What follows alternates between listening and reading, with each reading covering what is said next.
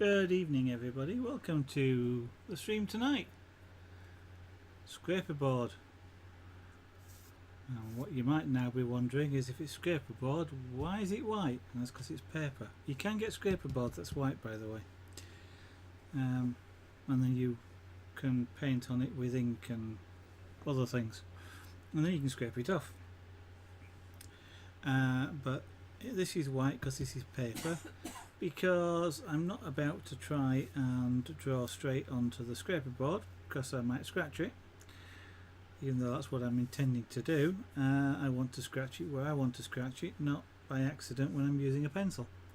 So what I'm going to do is draw out on the paper first and then transfer that image onto the scraperboard. Aldel H, good afternoon, or in my case, good evening. Welcome this evening. So, a leopard, that's what it says. That's what I'm going to have a go at, which means I've got to draw it first. Since my printer's not working and I don't want to fire the other one up, then I'm going to have to draw it out by pencil mark. Got to do it the old way, the old-fashioned way, rather than doing it on the computer.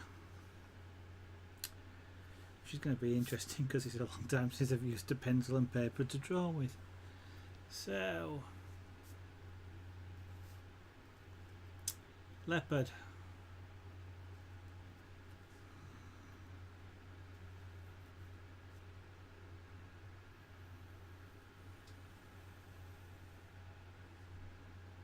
Well, that's about halfway down. SVMS, hello, good evening, welcome. And Bubbles the Monkey, hey!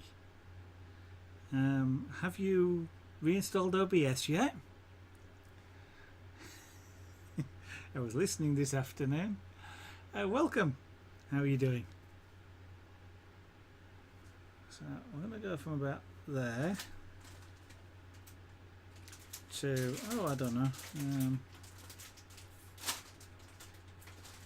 possibly about there.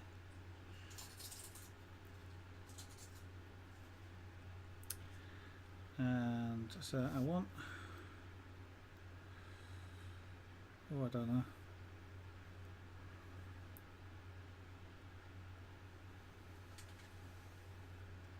something like about that.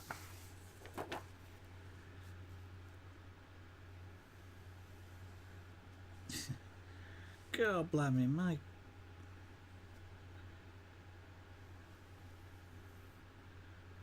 can't do with paper what I could do with wood.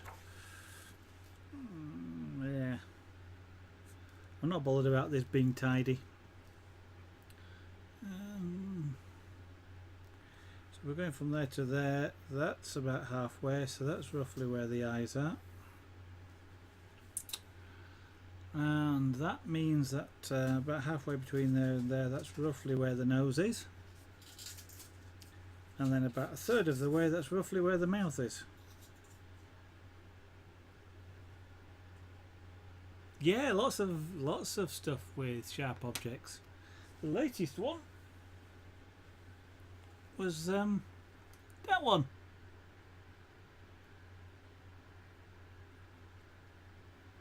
Actually, I'm not sure. Did you see the dragon? Did you ever see the dragons, Bubbles the Monkey?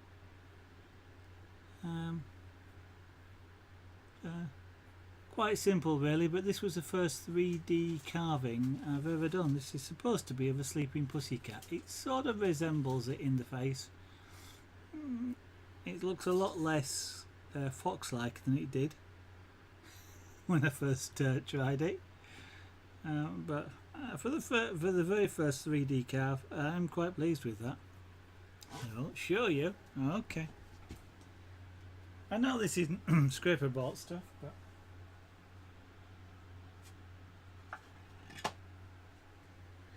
it's about 10 weeks ago now that this was done, but there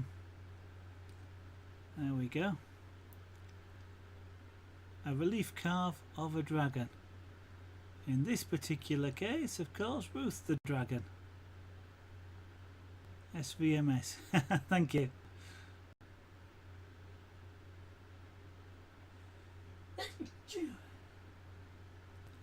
Unfortunately, I've got the camera set up to let you see the drawing, so rather than mess about with the camera. So there we go. Ruth got finished. Thank you, LDH. So do I. I'm quite pleased with the dragon.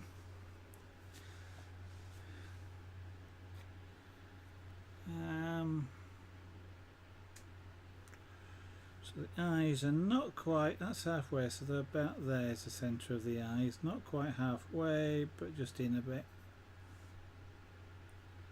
And that will look silly if they are there because they are, it's not symmetric. That's halfway. About there then. I can even use this rubber without worrying about it.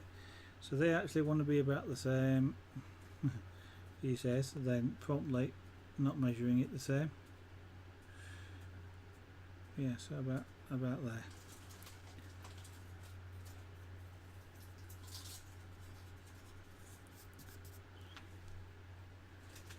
And so we'll turn that out to the side roughly about there. So we've kind of got a box. I'm using a couple of reference pictures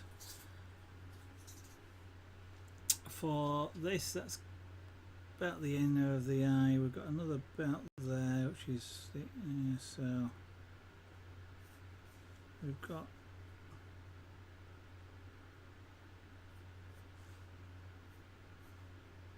that looks a bit wide, so I'll narrow that down in a bit.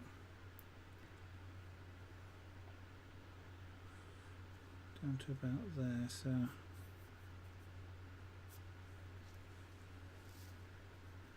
I've never drawn a tiger before, so this is going to be interesting.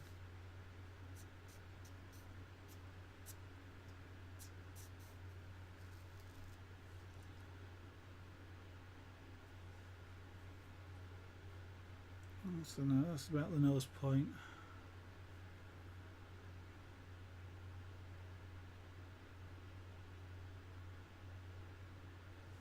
So that's going to be, how wide is that going to be? That's about where the eyes are as well. That's interesting. I've just done that. I actually meant to do that about there. Oh no, right, yeah, it's about there. Okay.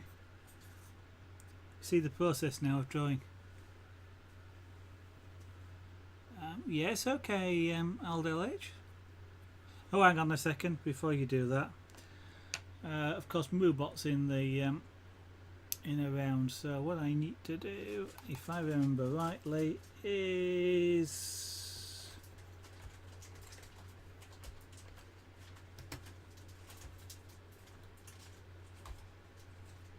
there you go. I'm surprised I remember the command as well.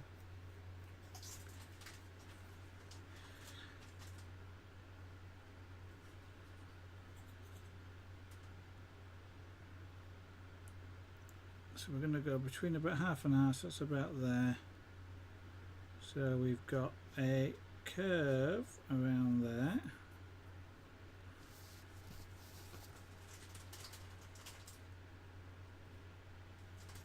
Oh, that's good. That means all your scenes and everything will be set up as well.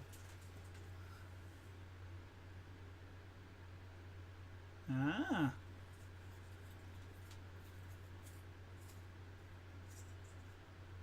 That's that's different.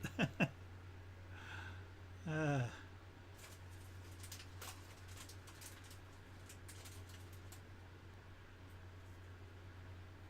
then, come along.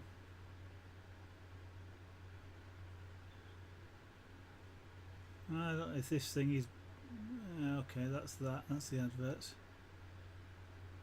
That's an interesting head, old LH.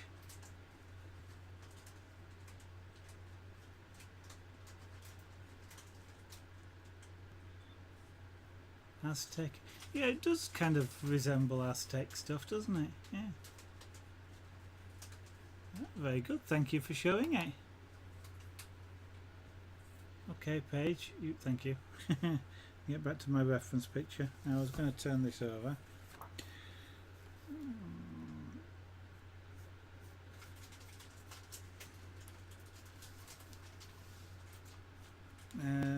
That's the bottom lip. Yeah, so to about like that.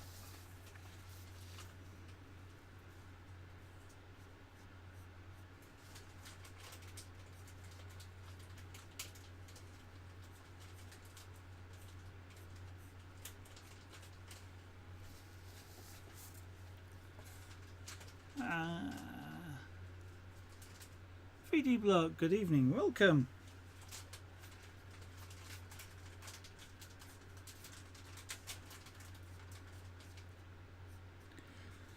My printer's broke, so, well, not broke, wants new parts.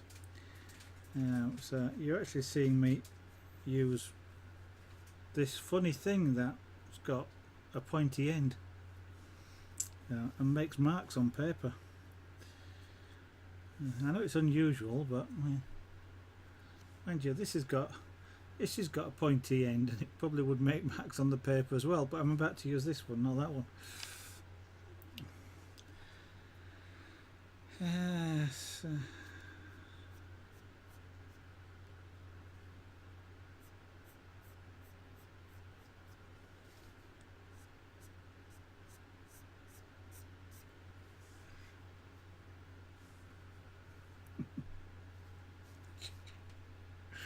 This does look weird at the moment.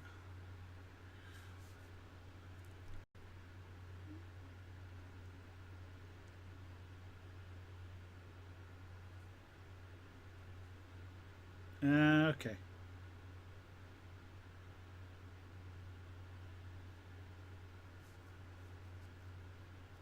That was the nose. That was there. Okay.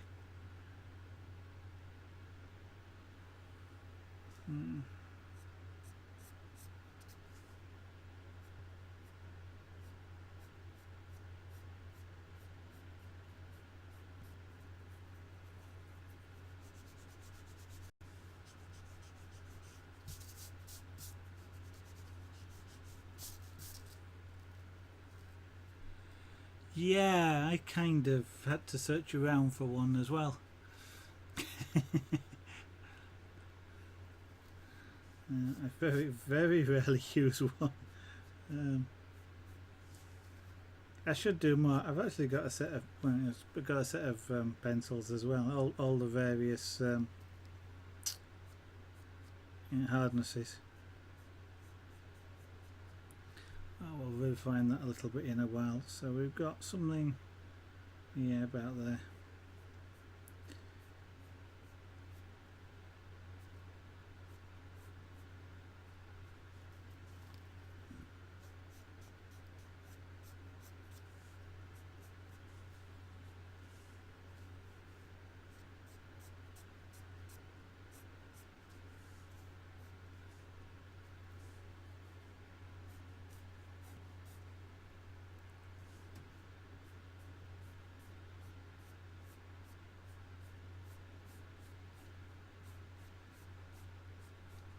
Something like that.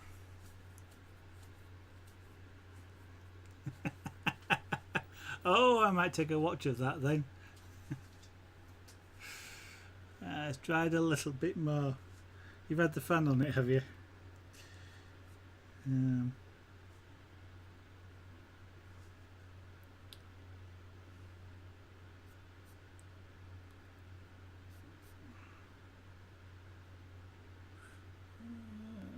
Nose is about there, so just above the nose, so kind of like that.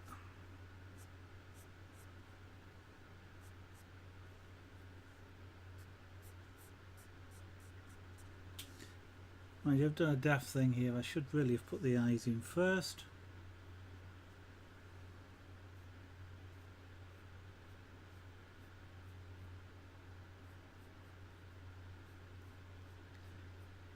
because as usual, if you don't get the eyes right, you might as well forget the rest.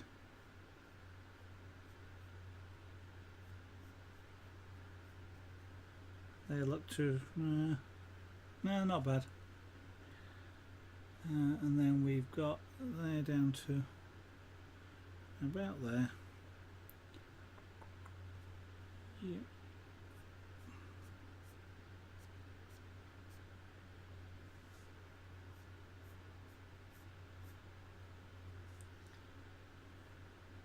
I'm kind of surprising myself that I'm actually doing this a lot better than I thought I would.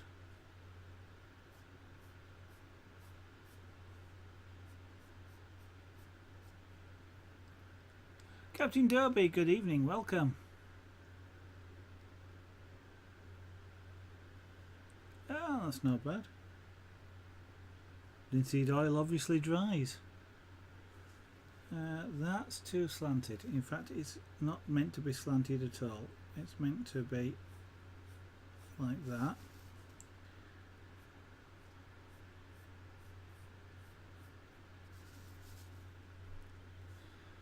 All I'm really trying to do, all I'm really trying to do here is just get the major outlines in place, and then I'll transfer it to the scraper board, and then the rest we'll do on the scraper board.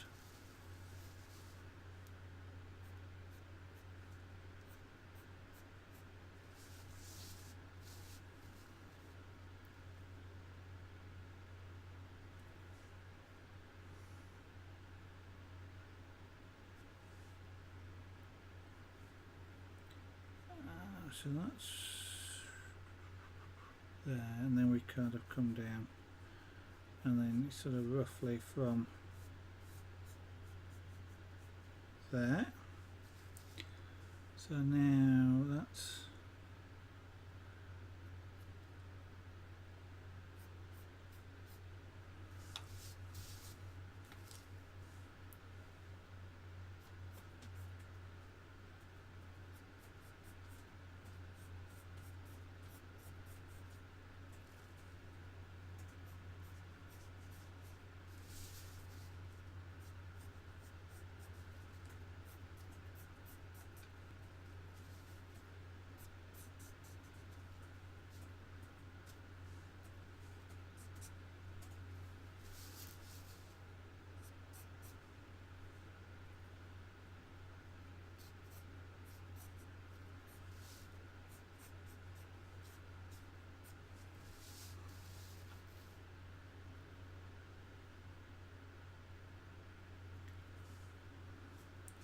sort of like that. Let's put get the ears in place. So that is about the peak of the ear there. So we then, that's going to come down to just about there.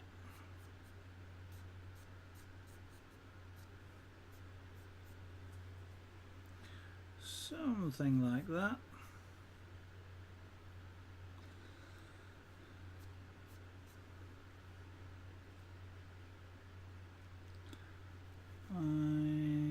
So yeah, so it's going to be rounded, of course. Now do that again on the other side.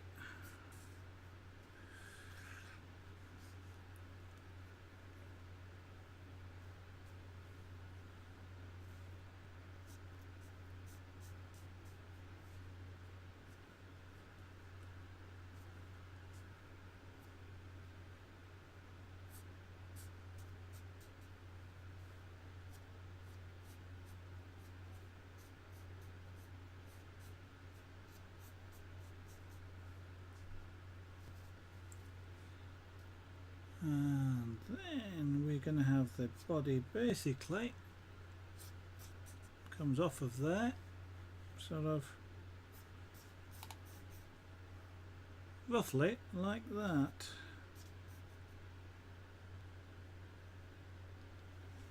Joey14, good evening, welcome to the studio. And Leaza, also welcome.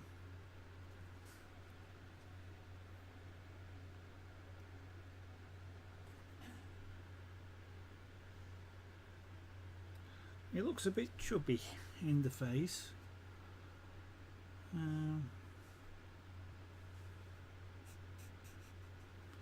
That's the main bone around there.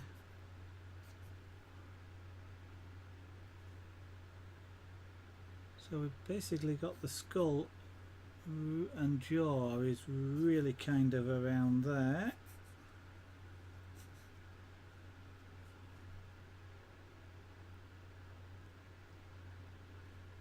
And that's just kind of the lead into the body.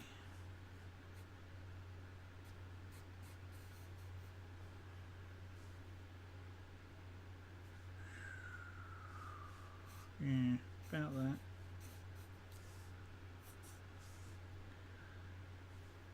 Now this is a bit higher up than I'll actually do it on the paper, on the board. I'll actually bring the board further down a bit.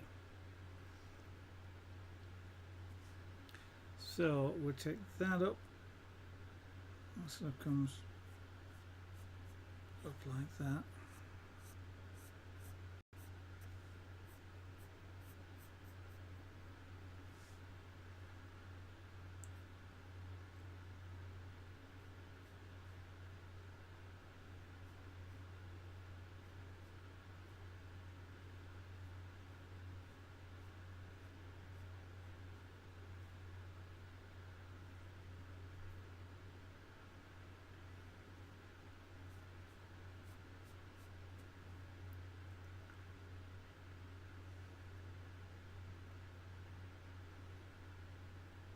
Kind of like that, and then whiskers sort of comes out the side just for fun. We'll just put some in there.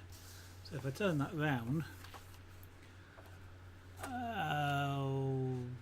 the light's a bit too much for the camera. There you go. It's just shaded a little bit. Not bad, not bad. So we now transfer that outline down onto the scraper board.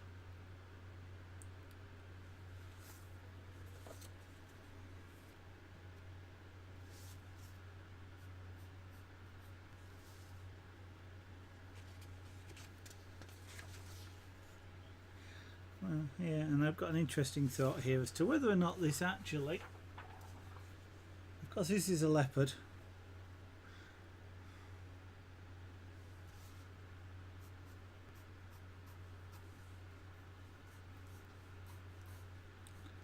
so we could use ink afterwards to make the orange brown fur, or I could leave it white and it'll be a snow leopard.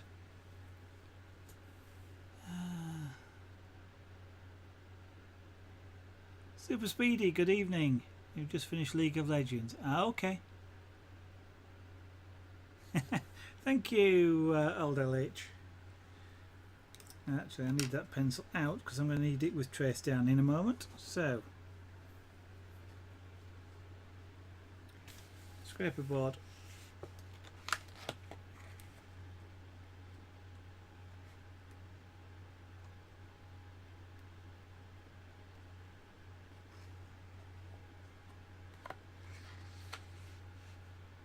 That's true. There we go.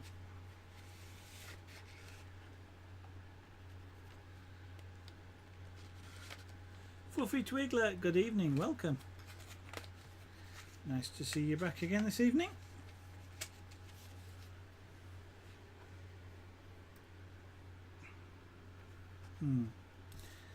I've got a cable that's going to get in my way.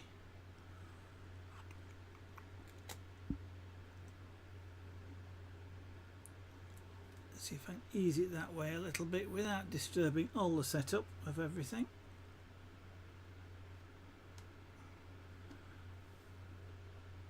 That should do. Right, so we're going to make that about there.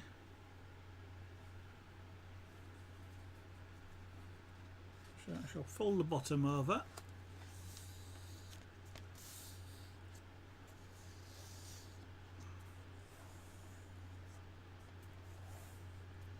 Which will hold it in place, roughly. Actually, I suppose I should put a piece of tape on the other side just to make sure I hold it in place.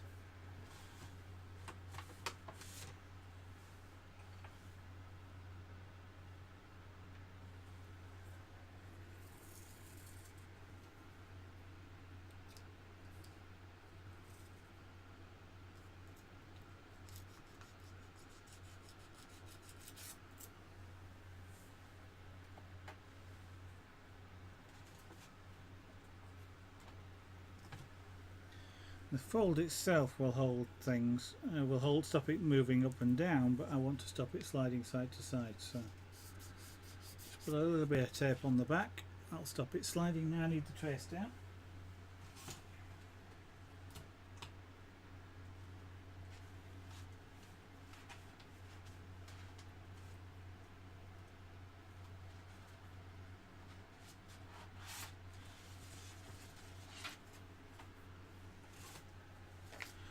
And for this we'll use the white, I think. Ah, you've been doing your orchids and iris, so you've been doing quite a few.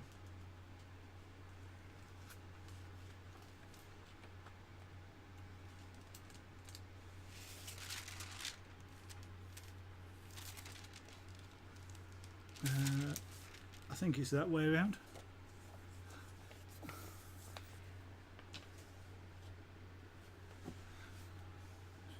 Turn it off for the moment.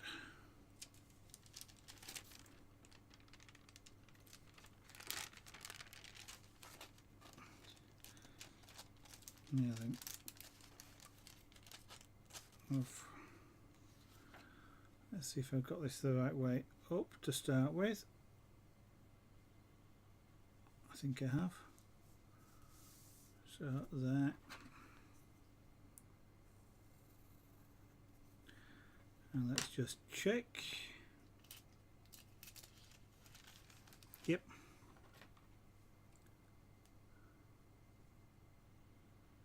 What am I going to do with the drawing? Ultimately, probably just throw it away.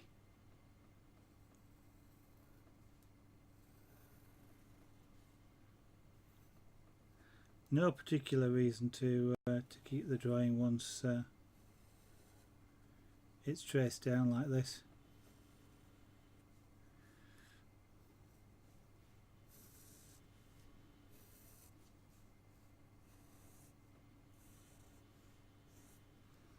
I don't need to be particularly accurate in doing this.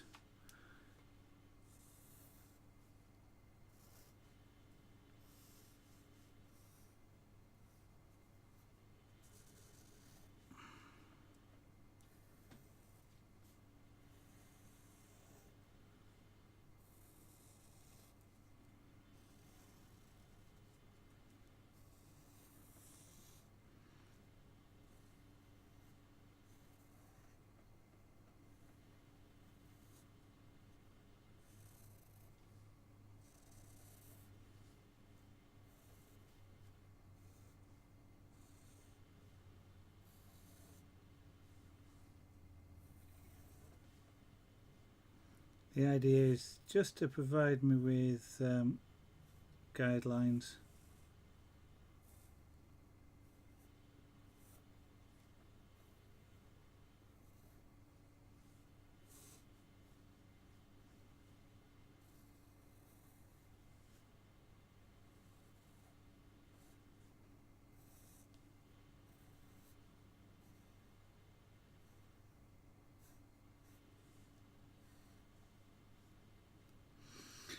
I think that's probably about enough.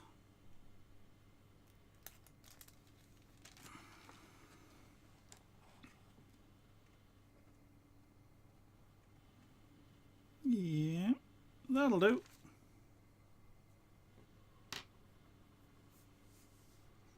Okay. Thank you, Boomaro. I think I could probably do a lot better than that. And yes, I probably could carve it at some point in the future. LH. I might actually keep the piece of paper just specifically for that purpose, and we might think about it, but I could also cheat and do exactly the same thing with pyrography, for example, as well.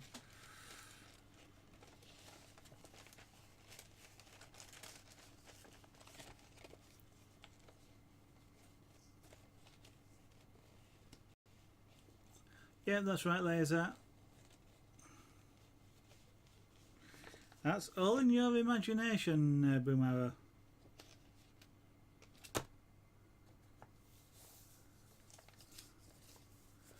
shall put that away later.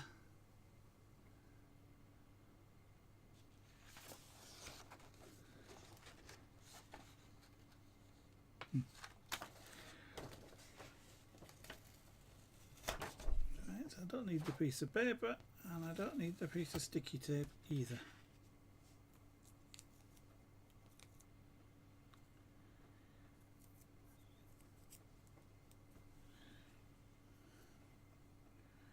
Right, and at this point I put on white gloves.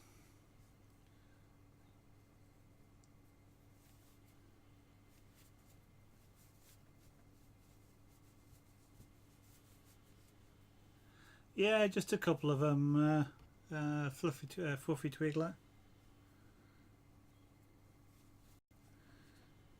But it was then drawn, hand drawn from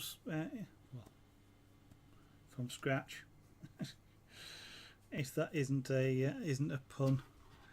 Right, I don't need that pencil now. This is the nerve-wracking bit. When I take sharp object and apply it to Scraperboard, and that light is going to cause me a problem.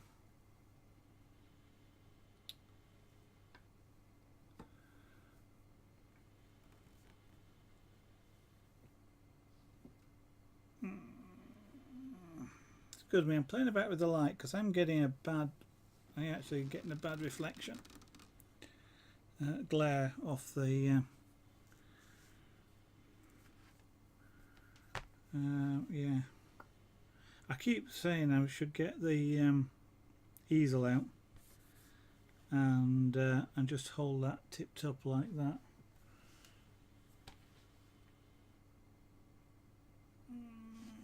Ah, yes.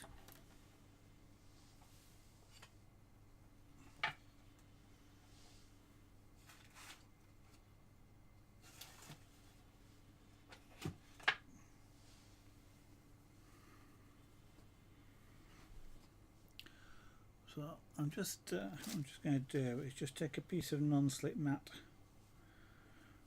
wrap a box in it,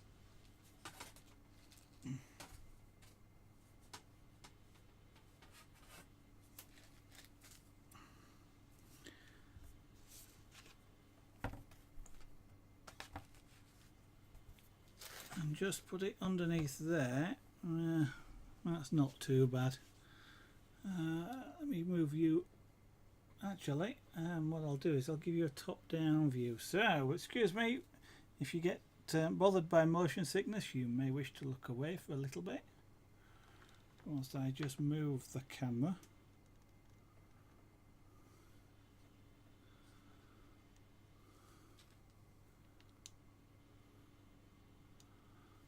There you go. And what I'll actually do is I'll just flip the camera the other way as well, because otherwise it'll be upside down to you. So, invert. There we go. So you're sort of seeing it from the same angle I am now. White gloves, yes, cotton as well. What it's there for is to stop me getting finger marks all over the material, over the Scraperboard. I can get rid of them, it's not a problem, but because they will just polish off, but it just makes it look untidy. And what you can sometimes get is if you get skin oil and some of the scrapings will mix together and get into the white areas, make it look dull and grey again, which is not necessarily what you're after.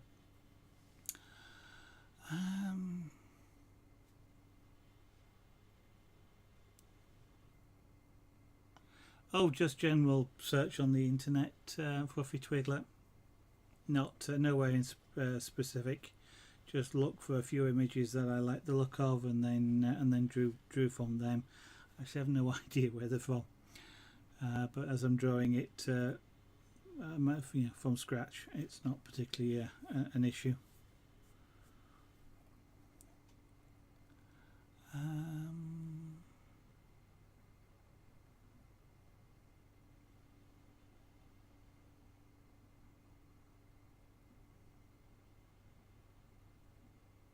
Indeed, Fluffy Twiglet. Indeed. So, this is going to be lots of tiny scratches, I think. Where do I start?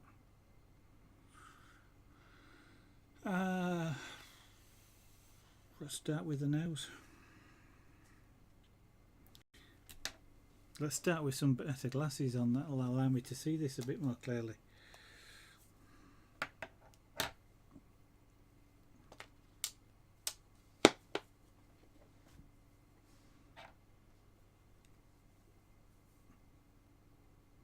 I think I might look at investing in a headset magnifier, which might make sometimes doing some of this stuff a little bit easier. Tiny little scratches. What we're going to do basically is put in hairs.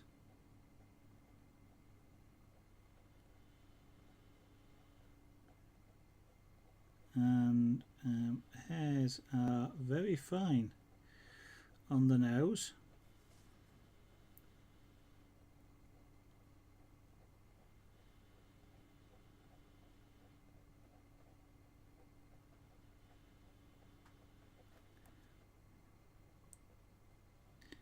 Now you can do this using sort of fairly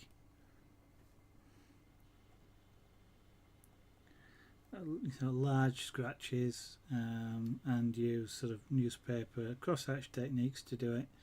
I'd kind of like to try doing this using actual hair type scratches so that it actually looks like hair rather than an image of a big cat. You kind of see the hair marks of the cat.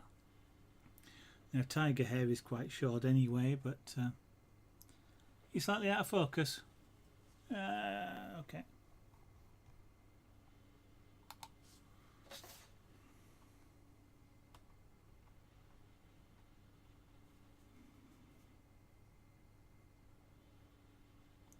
That looks about right.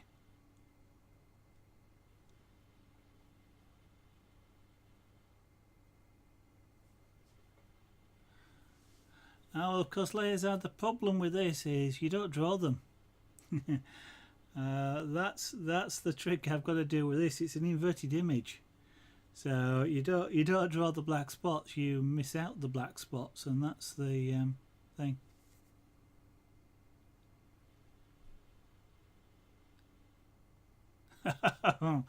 Yes, indeed. No, you can't, Cyber. Free is right, as is a few people. If you actually want to be a mod, then you're usually not suitable.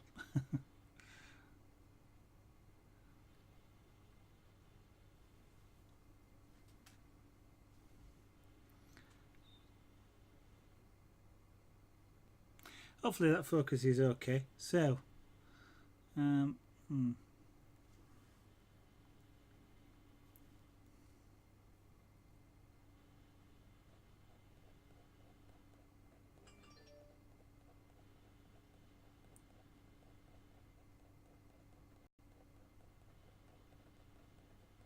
as a piece, this is probably going to take quite a while.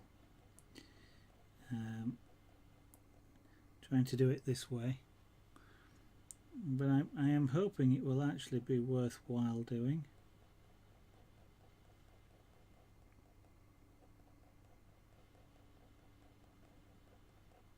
See, what you get if you do it like this with small scratches is that the hairs overlap each other, and you actually get that correct looking lie of the hair. If you try and do it, well, indeed, if you try and do it in the wrong direction as well, you don't get that same overlap, and it doesn't necessarily look as good. Or certainly that's true when if you're using pencil or even when I've been doing airbrushing stuff, you've got to do it in the lie of the hair.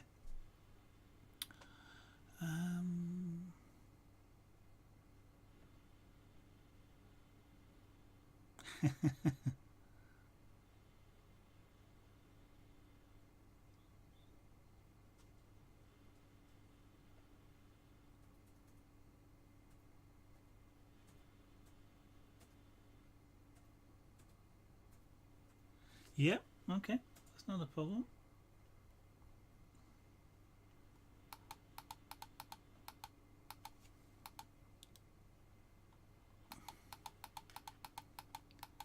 And now I will have to, that's as close as I can get, but now I will have to focus that.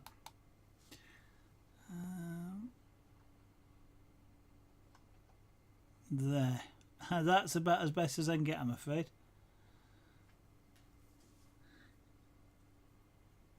So little tiny scratches, because the nose hair is really, well, it is on any cat, it's really fine and really tiny.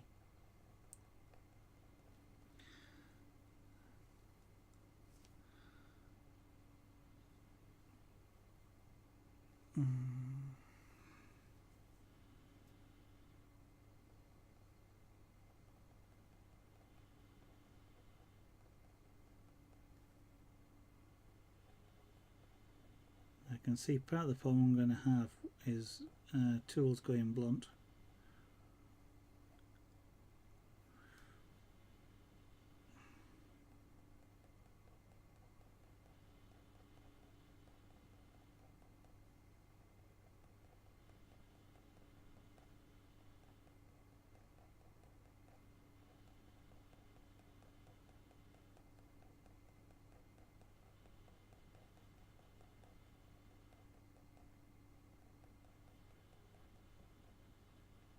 What I have to be a little bit careful of is creating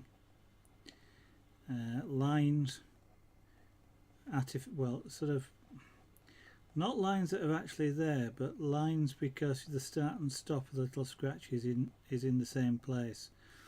The start and stop is like with airbrush painting, or even with a pyrography.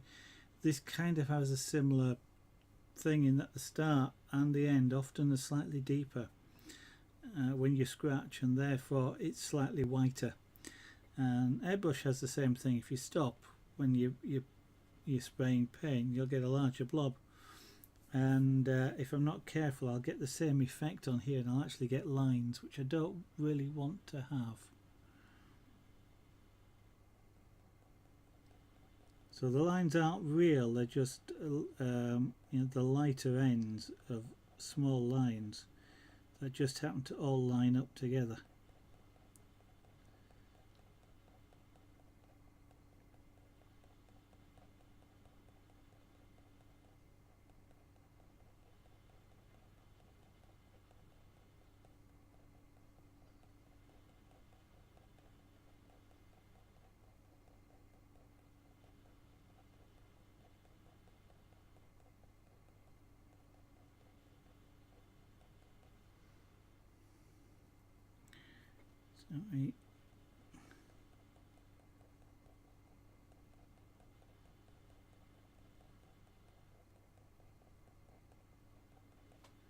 So you've always got to keep thinking in reverse,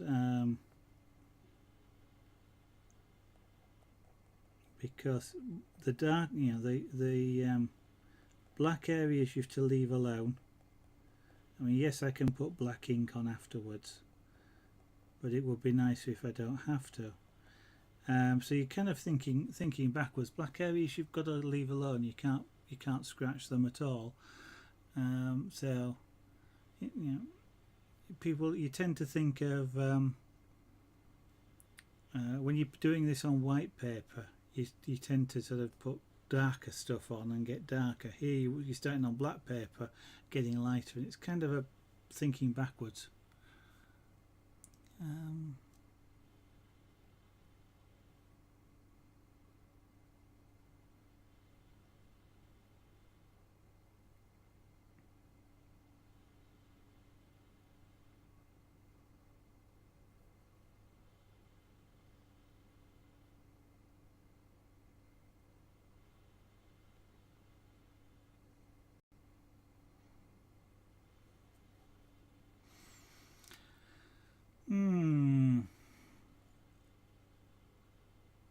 Well, at this moment, banana v apple. It's Scraperboard, but it was a drawing of a leopard. Yeah.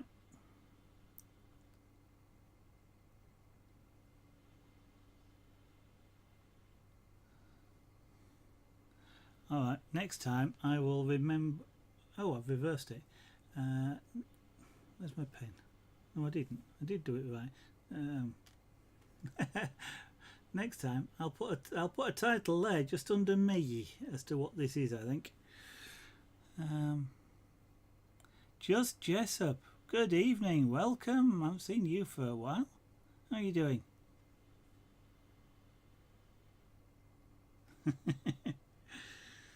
Right.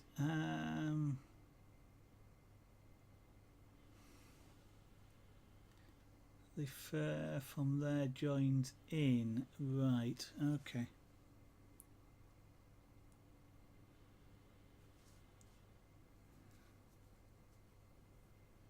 So I've got to work from the bottom upwards.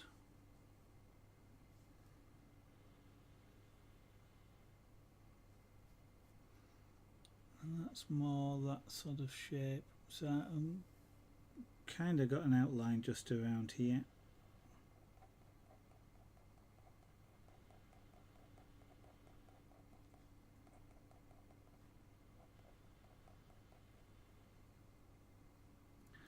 All the fur here goes the same direction, so I'm going to be careful not to inadvertently follow the lines.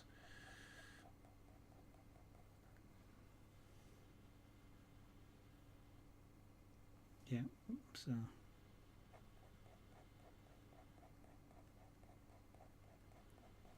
these hairs are a little bit longer than on the nose.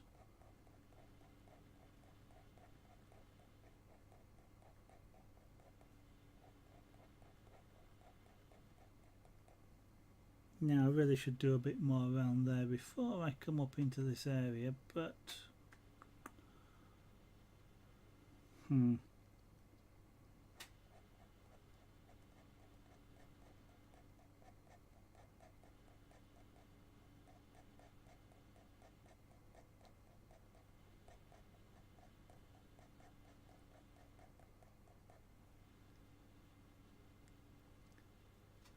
that's going to be a challenge around there.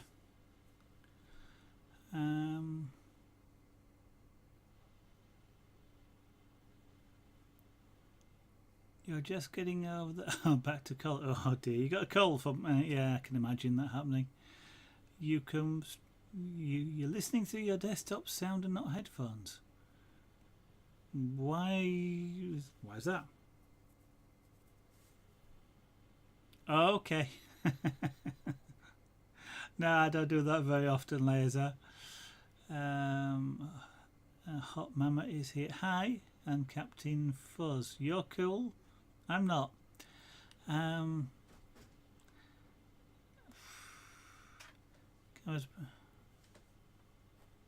Oh, yeah, so it zoomed in too much. Yeah, well, not too much. It zoomed in as much as I can get it. Yeah, sorry, you might have to keep reminding me of that. I keep forgetting about the zoom. If I zoom out, of course, you can't see as easily. If I zoom in, I've got to keep working, make sure I keep working in the right area.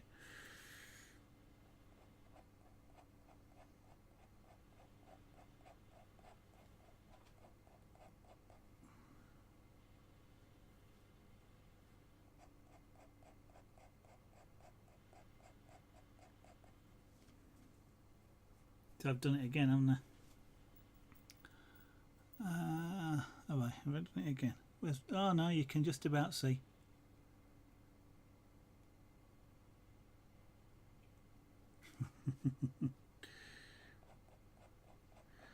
Oh, that's easy, just Jessup, when you're not here.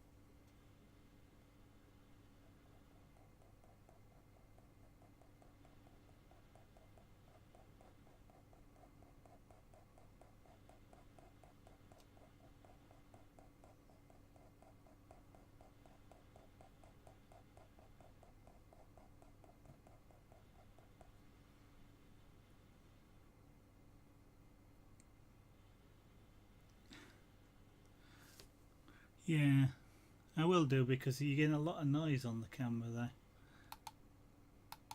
But I don't want to. It's nice for you to see what I'm doing, and just take it back a little bit.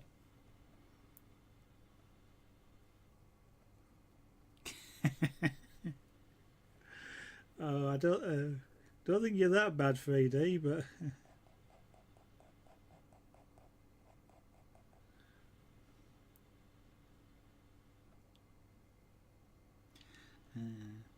I'm just lighting, and okay.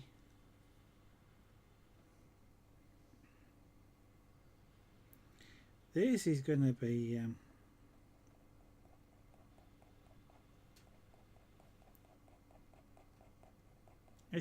fun.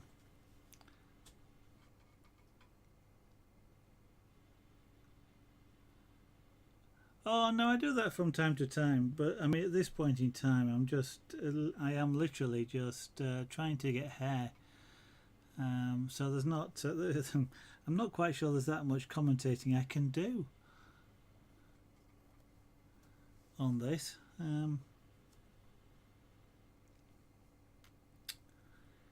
It's getting. I'm trying to establish some shapes, but it's really hard because you've got to start with the bottom hairs before you can put the hairs over the top. You can layer it, you can do one set and then do it again to sort of make it lighter or darker and things like that, but if you start in the sort of the wrong place, then the hairs kind of don't line up because of the end scratches and things like that. And I've tried it before, and it does on a few scraps. And it kind of doesn't really look right if you don't get the hairs right in the right sort of order.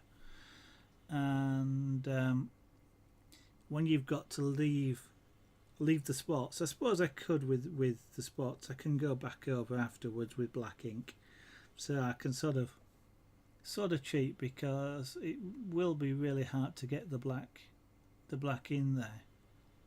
And of course the black is fur as well, so ideally you should have sort of scratches there which are blacked, but yeah, it would be like that. I'm just going to make this scrape and this scrape and this scrape and this scrape and this scrape. And actually it sounds more like a tongue twister. Try saying that really fast. This scrape, this scrape, this scrape. The David Attenborough art. I tell you what, if I was that good, I would love to be that good.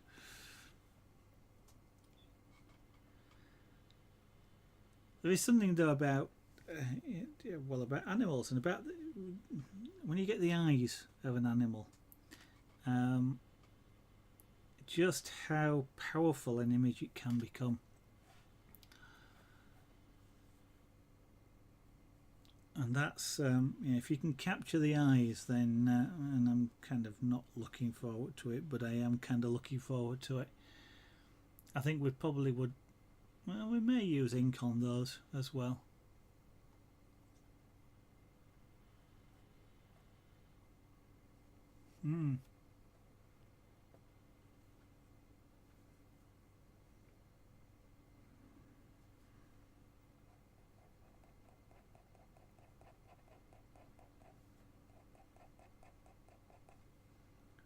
What we seem to have in at least one of the references is we've got actual whiskers coming out of the. In fact, what it looks like with where the whiskers come out, there's a little tiny black spot of hair around the whiskers on the muzzle area. Each hair seems to come out of the centre. Each whisker hair seems to come out of the centre, and we've got some on the bottom here as well. It's an interesting thing. Don't know quite what it means.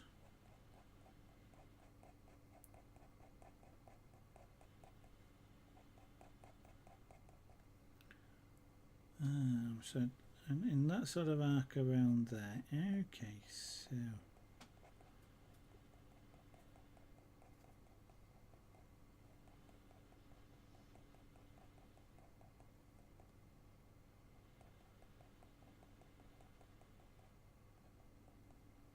I'm now going to cheat. I'm going to just indicate some areas I want to leave black with just little dots, and then we're into almost dark area as yeah. So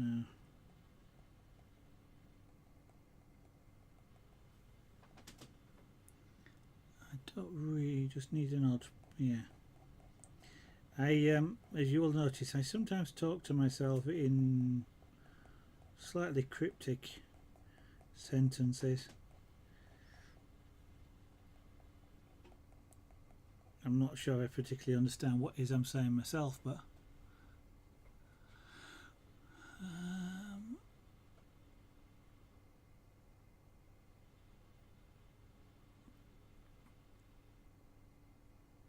indeed there are. You've just been looking at some images of your old LH. There are some absolutely fantastic art pieces on Scraperboard. I'd love to be that good. Mannequins in shops. You've been watching too much Doctor Who.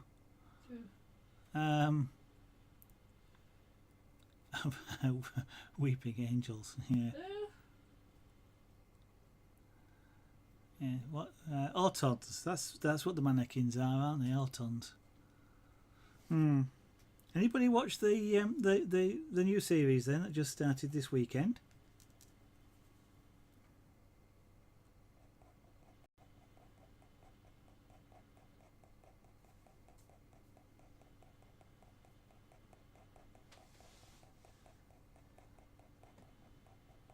I don't know if you caught that, but Mrs. Ergonaut doesn't like mannequins either. Oh. Or weeping angels. Okay. Or dustbins.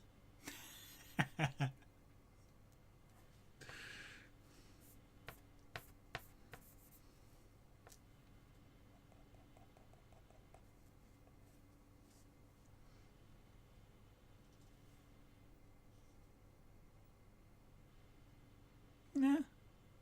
New series of Doctor Who.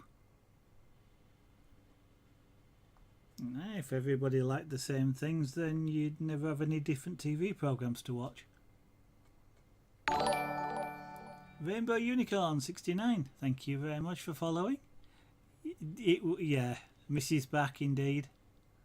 I do like the joke though, the axe fight. I think that was quite clever. Now, of course, we could be putting spoilers out here, so maybe spoiler alert. But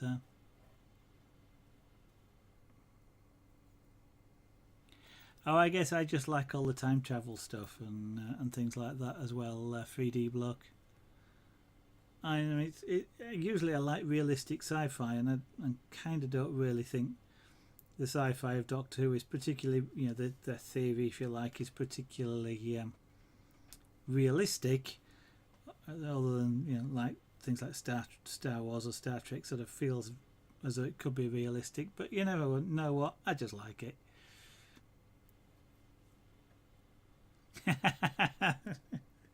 Well, I guess if you've not seen it very often, just Jessup,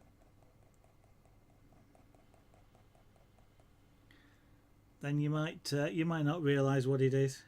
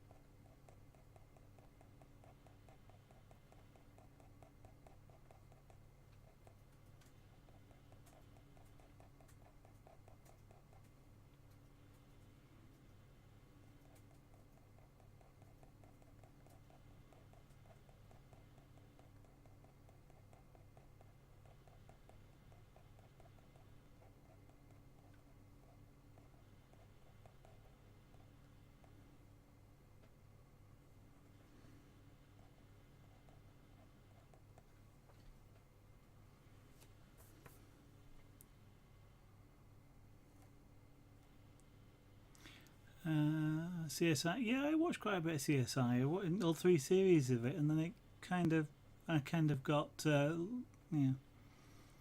stopped watching it, and I haven't really been back. I think everybody free has their own doctor in some ways. I guess my favourite one is John Pertwee. Yeah. But they're all being kind of. I mean, they're all different. I mean, that's part of the amazing thing about it is one character just keeps changing. I mean, it's an amazing concept for a television program, a long-running television program. When the actor sort of gets tired of doing it, you just change the actor, and it's acceptable. It's part of the story. It's an amazing sort of thing. I never watched NCIS. Never been particularly interested in that one.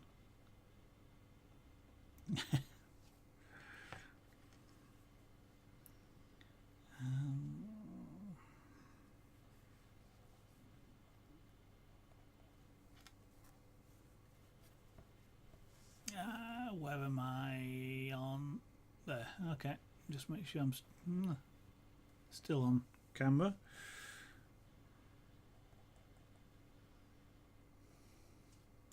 So we're probably going to have a couple of areas.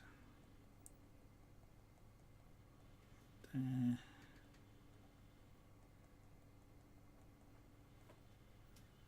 There.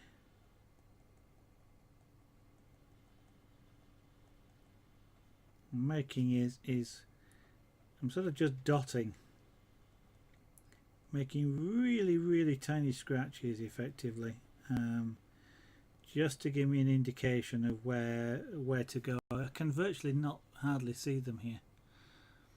Tennant and Smith. Oh, Matt Smith. Yeah, David Tennant. Matt Smith. I mean the first fella. What was his name?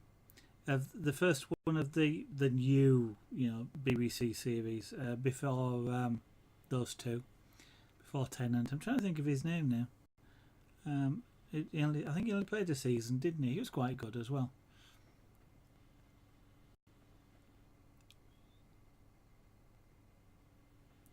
Yeah, I think. I mean, they've all since the BBC sort of started it, and obviously, what's his name took over. The writer. Oh, my brain has gone again. And then as executive producer, it kind of took a step up from the older stories, and has been quite a lot.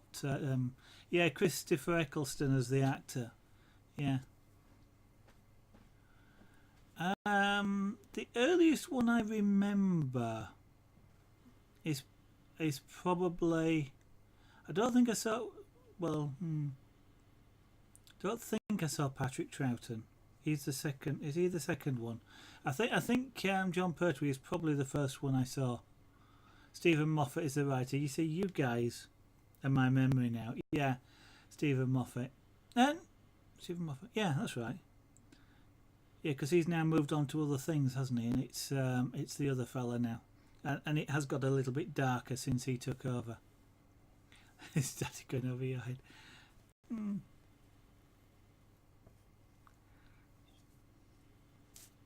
Well, you see, you're missing out on good programs. That's what it is. Just Jessup.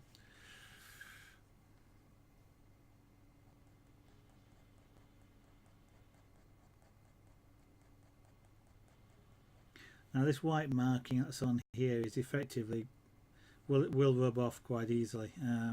So I actually have to be careful, kind of not to rub it off. But unlike pyrography, I can just scratch over it. If I was doing pyrography, then I have to be careful not to apply pyrography over the top of even the trace down, because it kind of cooks it into the material.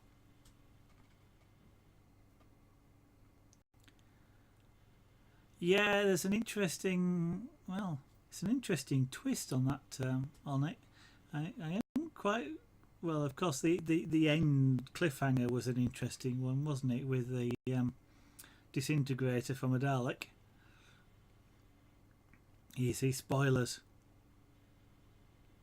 That's from Doctor Who as well, isn't it? Spoilers.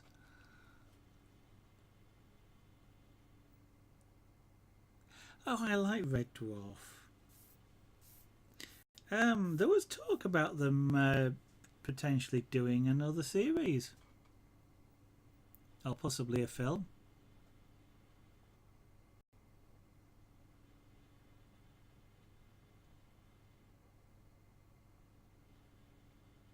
A certain character comes back.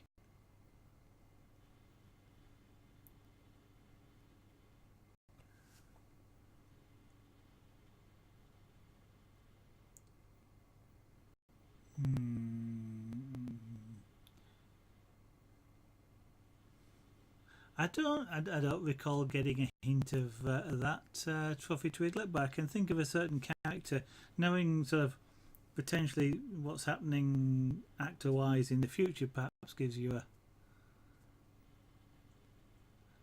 Oh, they are doing a new series. I was right then. Oh, River. Ah, that was really clever. The way her name tied into it.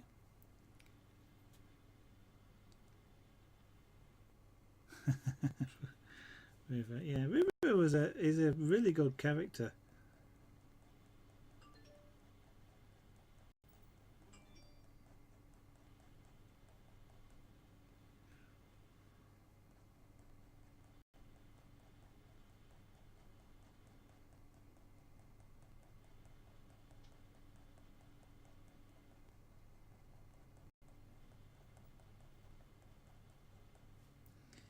I like River.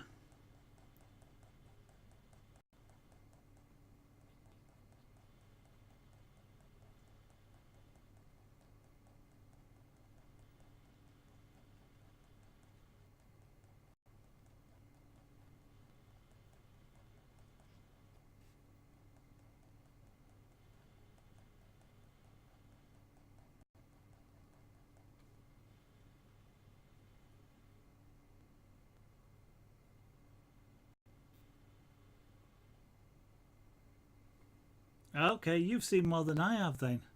I mean, I know. Well, I know she's leaving the series, so to speak. But well, I mean, I know the fate at the moment, but that obviously changes. At least I thought of.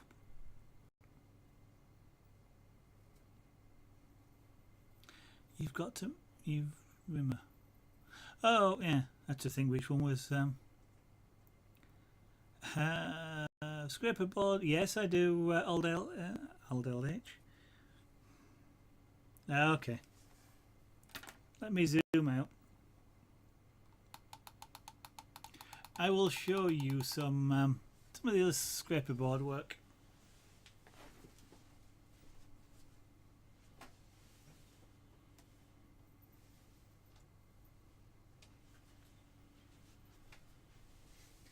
Bearing in mind, I've only done 3 pieces. Okay, this is my 4th. So I've only done 3 pieces, and they've all been done on stream. So I will show you my very first piece. So remember, it's my very first piece. So don't be too about it. There you go. That's the very first piece ever. And that is a portrait of a gentleman called John Miles, who is in the music industry. He was in the charts, well, a good few years ago, John Miles and his band, and he's still in the music industry now. He's involved with Night of the Proms in Europe. He's one of the musical directors and organisers, and he usually tours with Tina Turner if she tours. And one of his albums is called Zaragan. The second piece I couldn't resist. It's a piece I've wanted to do for absolutely years. Sorry, I did kind of set that up a little bit, didn't I? But literally, it was the first one. I'd never done any before. That's what came out. The second one is a piece I've wanted to do for years, and the Scraperboard suits the image just so well. It's a space image, so you've got the black of space, but I've wanted to do it for so long. And of course it's Earthrise. Now I kind of thought about doing that in, and I've never got round to it, in with an airbrush monochrome, because again that would be on black paper, would be absolutely superb. But that's the second one. I kind of don't think it's finished yet, but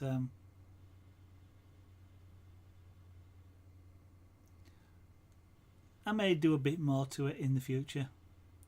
I think I probably need a little bit more density on the moon's surface. So let me put these away because they've not been varnished and I don't want to scratch them.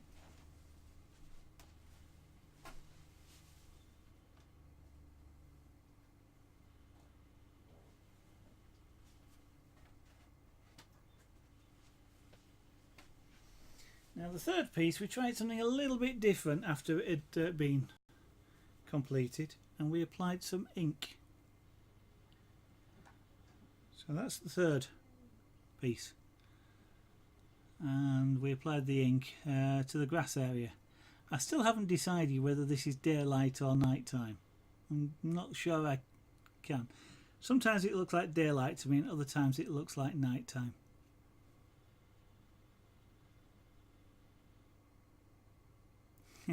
The other planet, Earth. Yeah, Earth. Well, sort of. The continents are all wrong, so it's some other planet.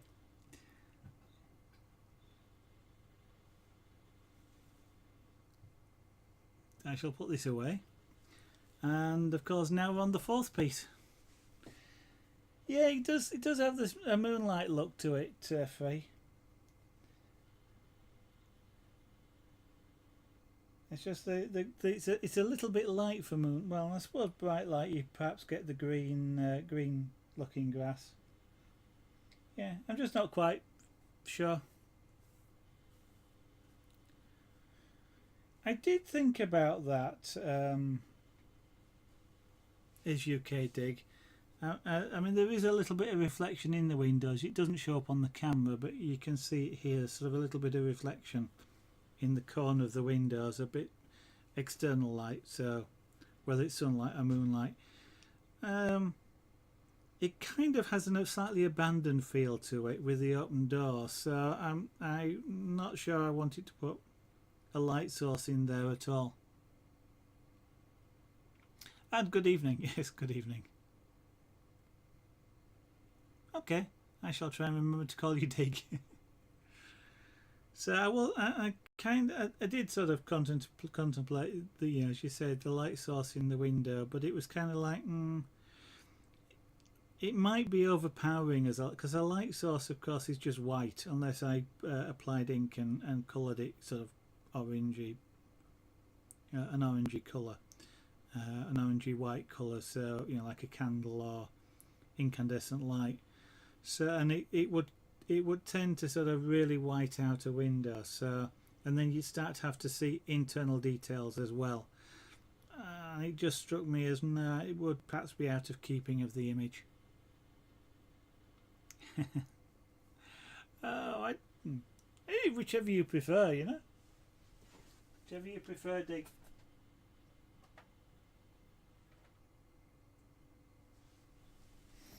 I really should buy some Createx matte varnish, clear and matte varnish, and then I can spray those, and I won't be so worried about scratching them then.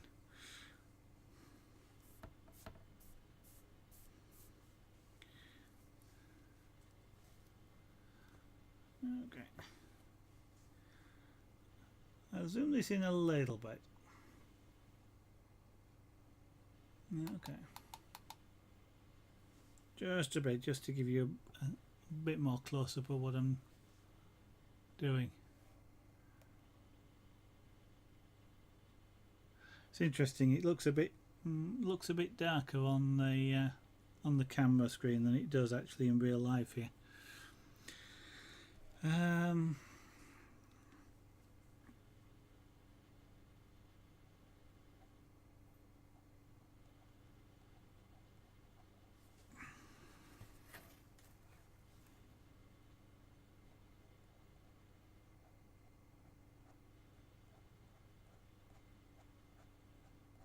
so what I'm doing at the moment is using one particular reference image just to guide me with some colouring ideas as to sort of how, you know, the different patches, because of course it's camouflage, so you know, you've got to be careful to have like soft edges to all the different tones and things like that, and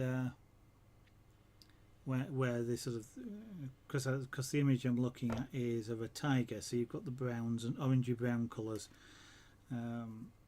I could leave this white, therefore it becomes a snow tiger, but they still have that sort of slight variations even in the snow, or the white tigers, the snow tigers.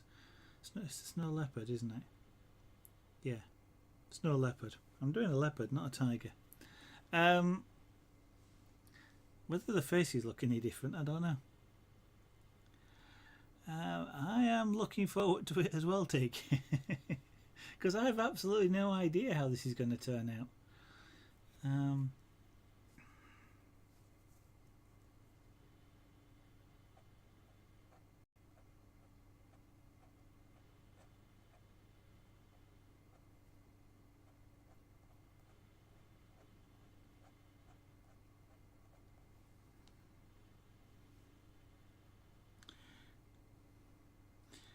I need to find my file as well for the next stream of this, so I can sharpen this point. At the moment, I get 2 lines for every one, which is quite useful when I'm doing fur. One of the things you can use is fiberglass pencils, especially for doing things like fur and hair. But I think I'd want to practice that before I actually use it on a piece, now that I've got this far. I know this far's only just his chin, but it's kind of established the style.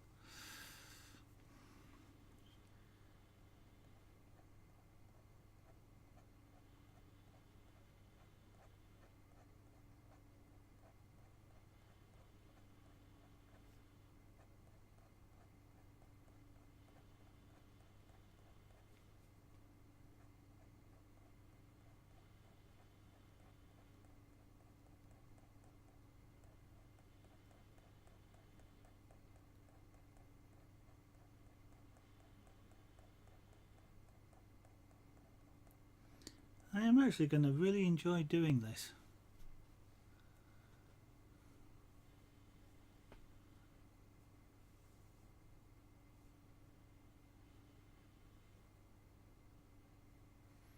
No, generally not. Aldel H, you can get keyboards for most of the languages, with all the special characters on. So, but no, an English keyboard generally just has the standard Roman alphabet. It's Roman numeral. Cyrillic, is it Cyrillic? I've forgotten what our alphabet is now, but the standard sort of 26 plus a few symbols. Super Speedy, welcome back. But as 3D Bloke says, if you use the alt code, you can get any character that Windows supports, and even some that it doesn't, and then it gives you a square instead, or blank, depending on your application. Because you can design your own font then as well, which can be useful or interesting. It's not done so much these days, I notice. It used to be back in sort of Windows 1 era. Designing your own fonts was a very useful thing to do. QWERTY is a standard. It's not English, although it is English, but it's not. it's not restricted to English. Just about every keyboard in any language, just about, uses the QWERTY layout, which is a bit silly, but of course it's in itself the QWERTY layout is a weird layout. The Dvorak is relatively common, and AZERTY is another one that you sometimes see, but those tend to be restricted to English layouts. Well, this wasn't for the point of view of making money free. This was for things like you didn't have graphics of any kind, so you designed fonts such that you could put them together and therefore create images. With actually sort of, you'd have, if you were drawing, I don't know, a large diamond, for example, you'd have 4 characters, each with a corner black, and then you'd put the character spacings and the kerning and everything else, all the parameters, such that they sit together in a tight block and give you your diamond and that sort of thing. That was back then. But yeah, fonts now. I kind of imagine it would be quite hard to design a font these days, because I don't know, there must be thousands of them, and how on earth can you end up being original?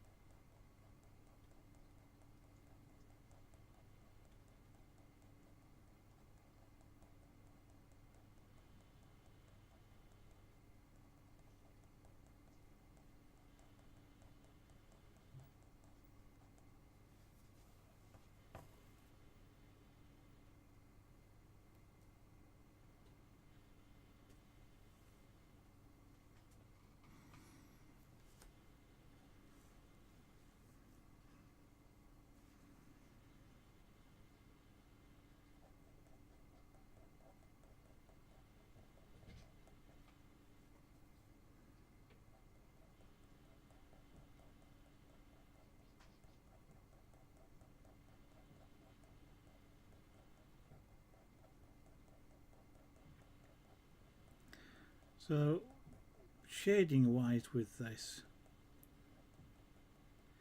is all down to how many scratches and how wide they are in a given area. And it's all down to sort of ratio, obviously, of black to white, but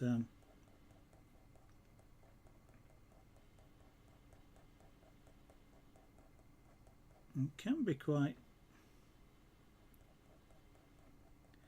interesting, I guess, as to how on earth you arrange it sometimes.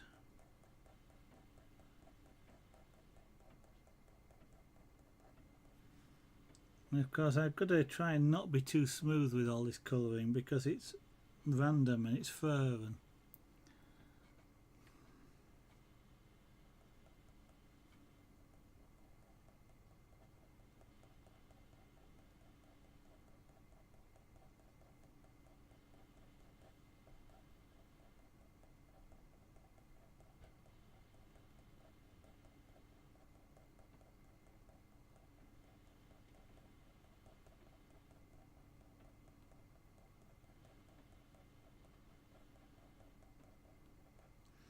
it really kind of is less is more type. I know it's kind of a cliche, but it's kind of like that.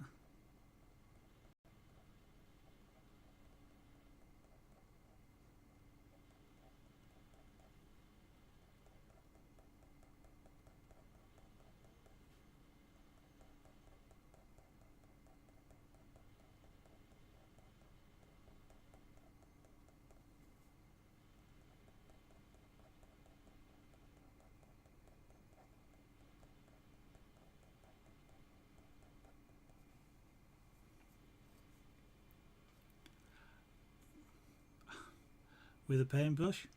Old LH. Quite literally, just a paintbrush. I just used a small one.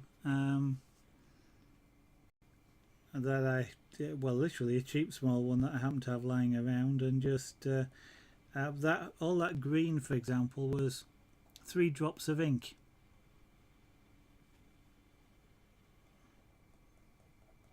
That's all it took to do all that green area. Luckily, that was green straight out of the bottle. I kind of would, in some ways, I kind of hate to have to mix ink colours, because some are colours like 4 drops of this plus 2 of that and one of the third. You've got to get that ratio, and you can't get half drops. I guess unless you use like a hypodermic needle or something. And it's kind of like, you know, with that much ink, you could do about 6 of these, and I'd feel like I'm wasting ink. But yeah, there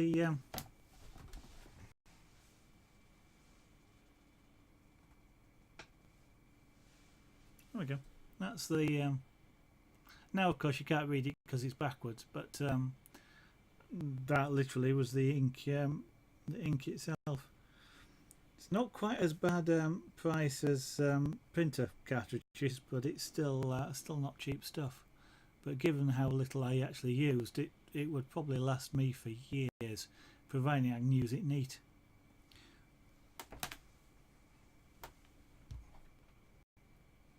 When you apply it, it kind of sits on the surface as well, so you can go over it again afterwards, which provides a variation, like it darkens the ink down a little bit. So some of the green colour variations in that green grass is because some of the ink is gone over a second time or was slightly thicker. And once you put the ink on, you can always scrape it again. So some of the distant grass, which is really pale, was done green and then scraped over again, leaving a small amount of green there, so it looked really pale as it was in the distance. So you can still get quite creative. And having gone over with the green, scraped it, I could have put either green back over the top or a completely different colour. And so you can, I could put, for example, if you'd done green like that, made some, well, I suppose if I'd done something like purple, say, done some scratches, then gone over with green, the purple and the green would have mixed, but the idea would be sort of like you'd have bits of purple amongst green. I'm not sure it would work too well. I'd have to experiment with that, but that sort of, you could do that sort of thing with it. Hey, I've got a chin. I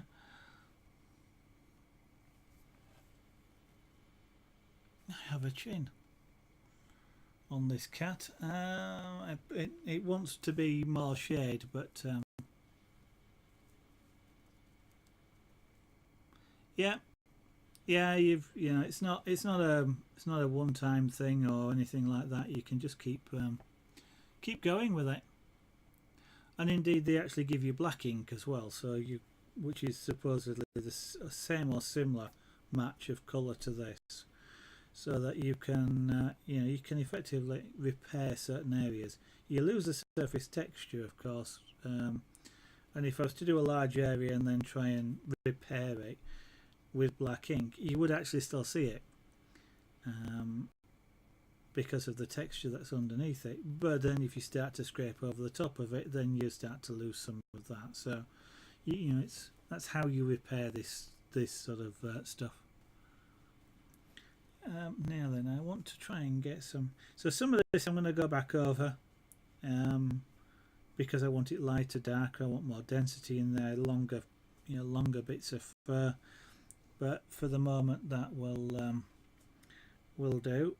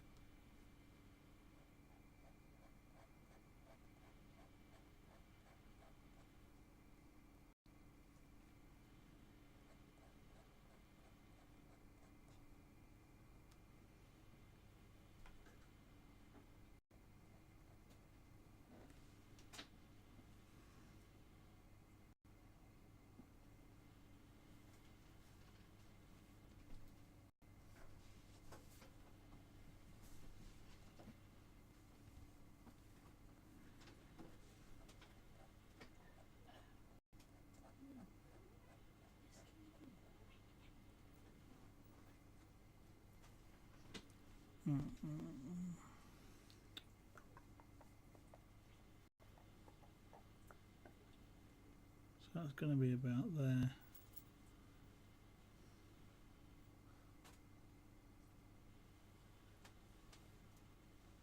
Okay, good night, Laser. And Cagliati, good evening, welcome. So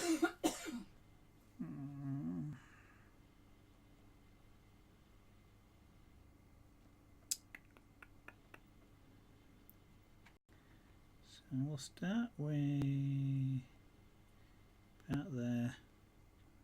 Yeah. Out there. I'm just dotting in some black areas, which I hope I can see in a moment.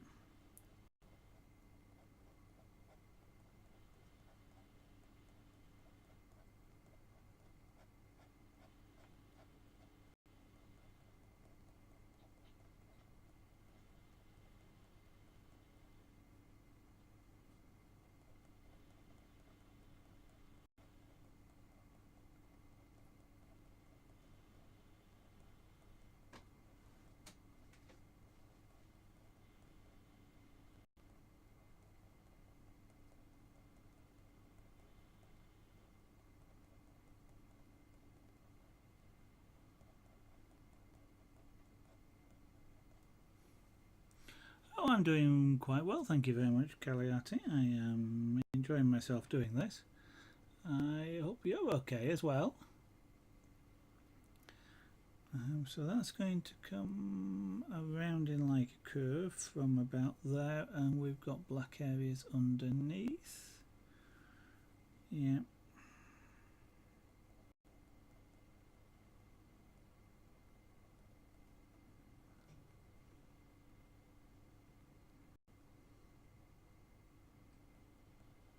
From about, yeah, about there.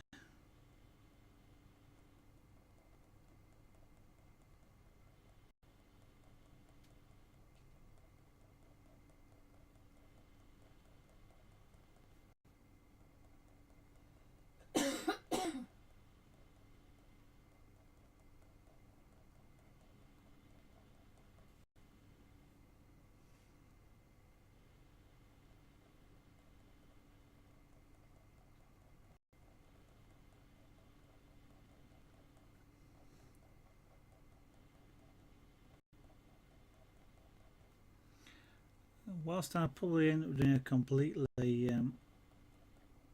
what I feel like pattern on this for terms of the actual spots, around the muzzle here it doesn't have sort of indicate a lot of the shape of the muzzle with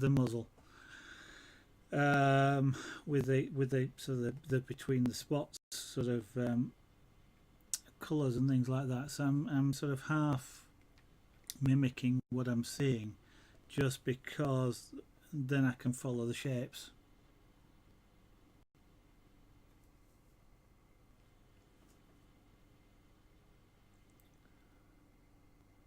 Because otherwise it could be quite, or I could find it quite challenging.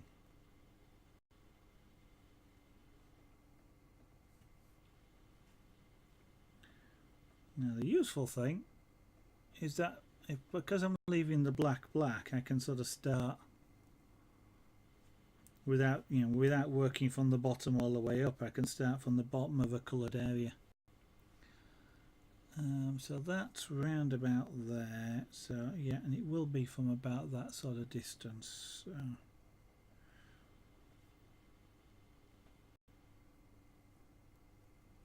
Surprisingly, that's sort of straight. Okay.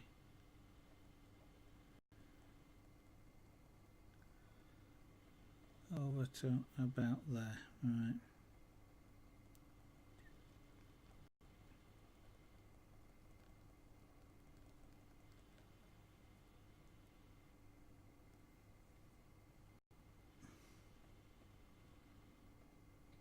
And then we'll have that sort of like that.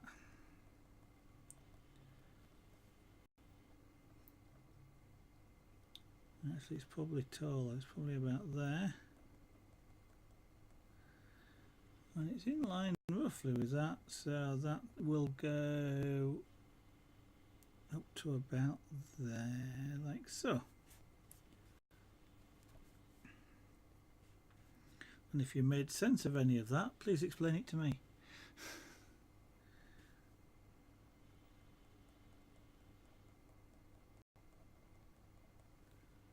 And we're back into the extremely fine hairs again. They were sort of fairly, relatively speaking, long on the chin area, but up here they are back to the really fine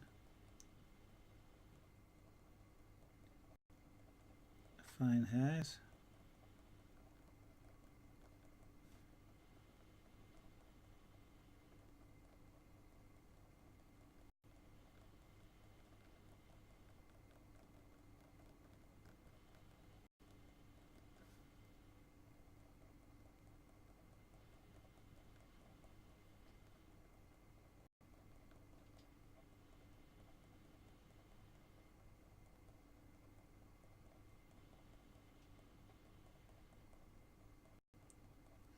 Well, you can't say I don't take on challenging things. Well, I suppose you could say it, but it wouldn't be true. I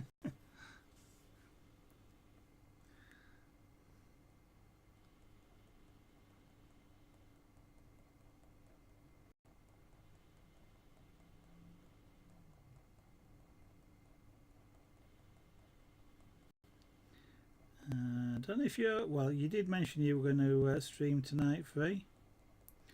It's about 5 to 10.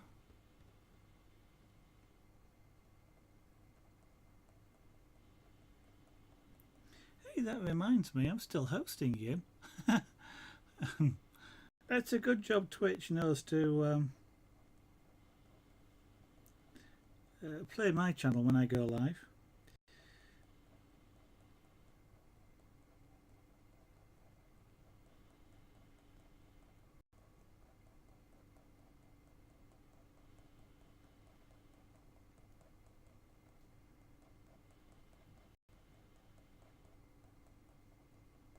So now you know why things like this are done in time lapse.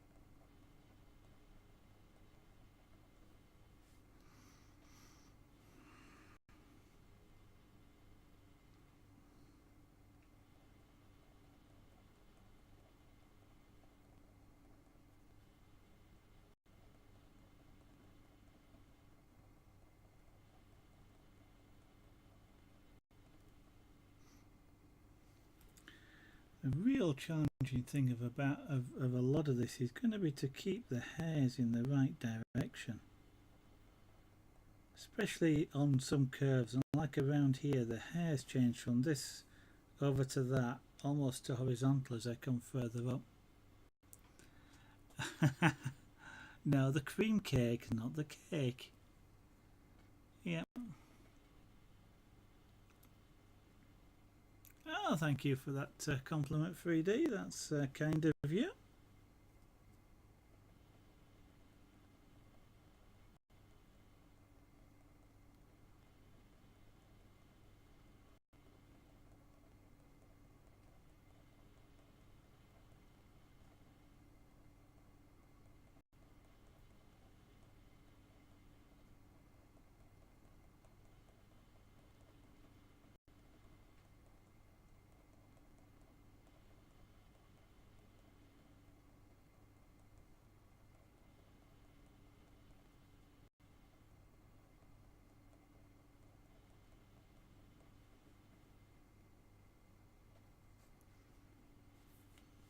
Yeah, that edge there is going to be really specific.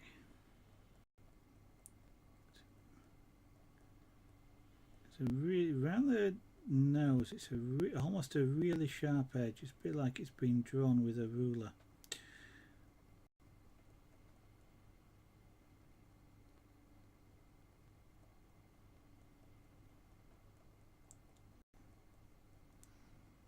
Just around the edge of the nose, just really sort of, it's quite a sharp edge.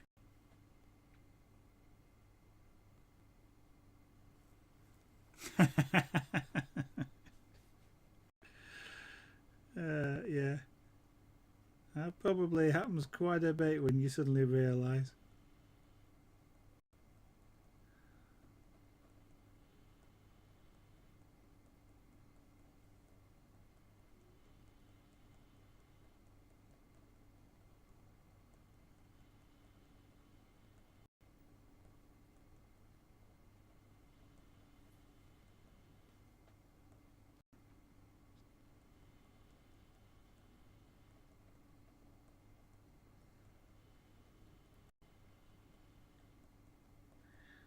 I can't really make a mistake with the fur pattern.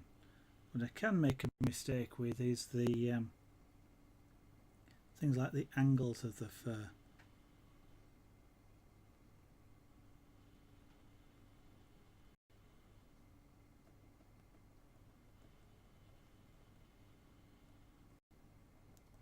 But otherwise, the pattern.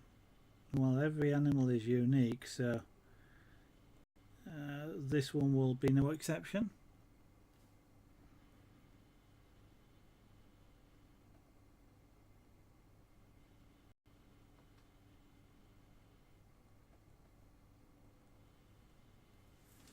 We'll give him unique fur patterns.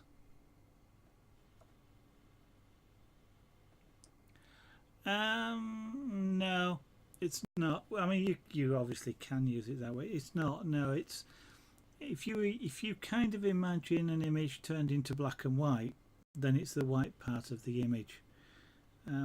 It can be like where light is being well, it is where light is being reflected more, so lighter areas of the image show up lighter. But it's not specifically light as such.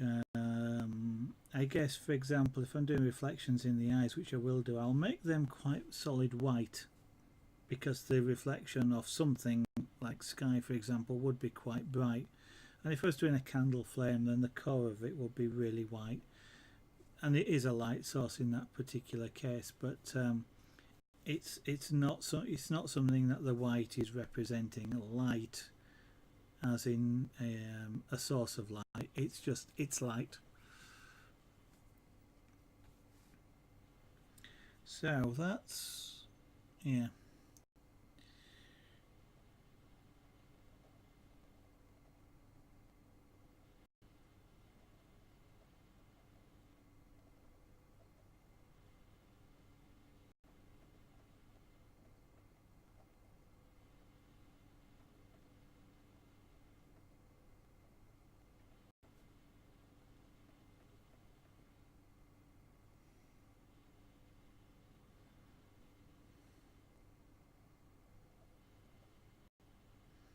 What's just under this patch here is a row of whiskers, so which are outlined in black. So it's quite a, the reference image I'm using has got quite a wide black band. As I said earlier, I'm using a single reference image here because I want to try and get the shapes which sort of indicate the face shape. And so by just looking at one and working from one reference image, I can sort of look at how it's done it in terms of some of the shapes, and that way I hopefully incorporate those shapes actually into the image as I'm doing it.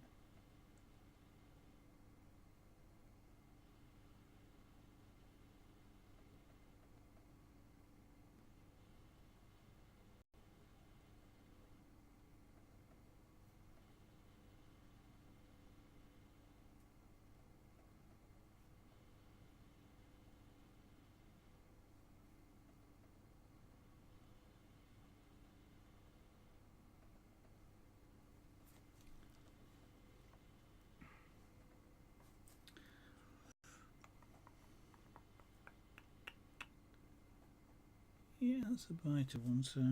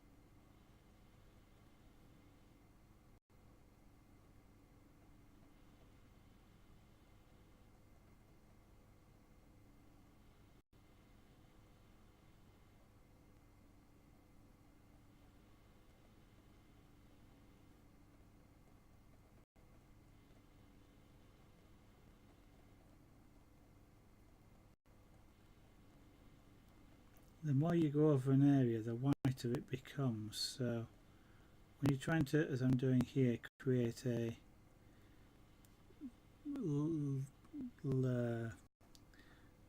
slightly dimmer colour, then I don't really want to go over it too much.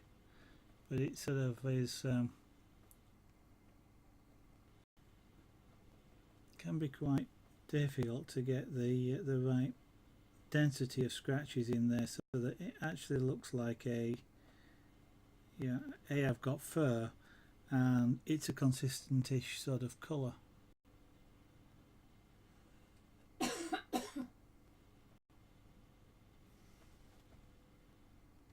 Yeah, that's what I thought.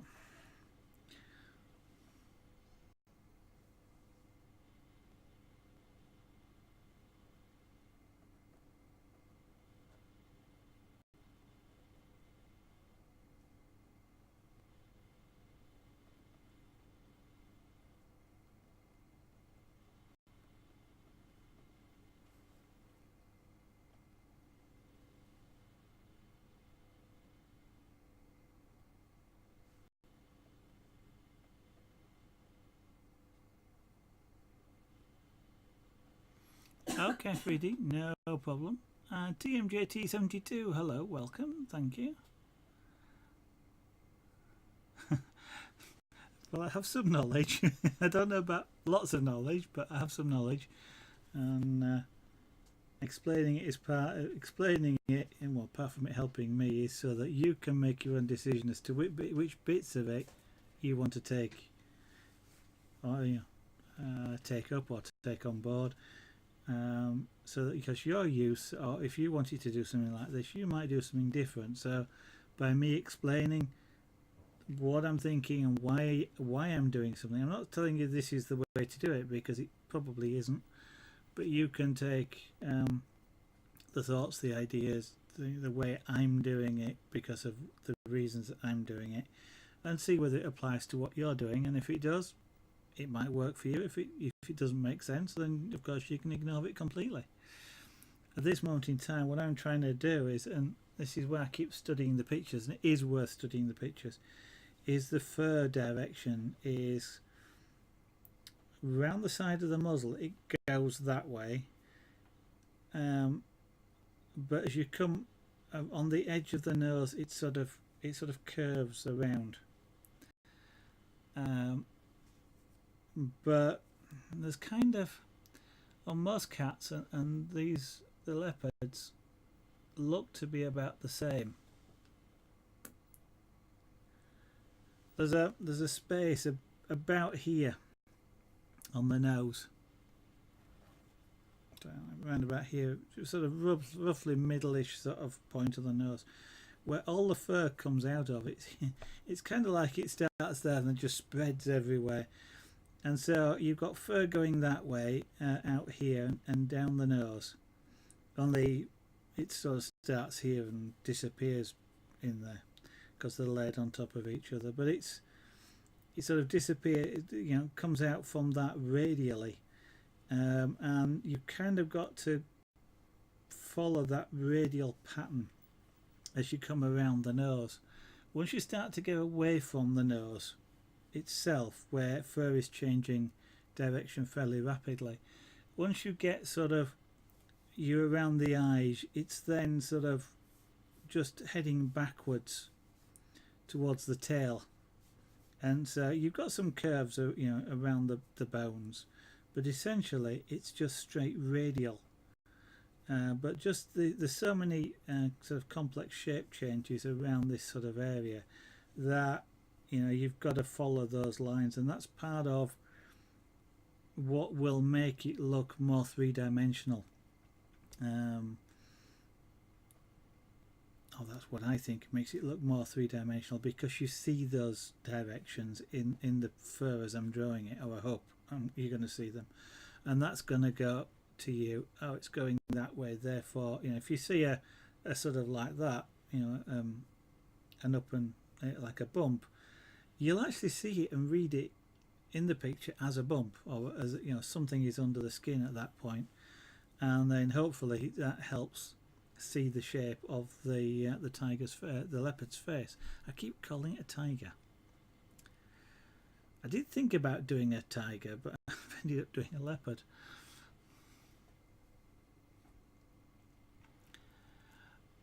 Yes, it's okay, TMJT72. You're quite welcome to say that. Please go ahead. Thank you. I dabble in a lot of things, I think, to be... I probably dabble in too many things to sort of get too much expertise in any one, but it keeps me interested in what I'm doing. And therefore, you know, I know I'm not going to get as good as I could if I did, you know, just Scraperboard or whatever it is all the time. But I think I'd get bored with it.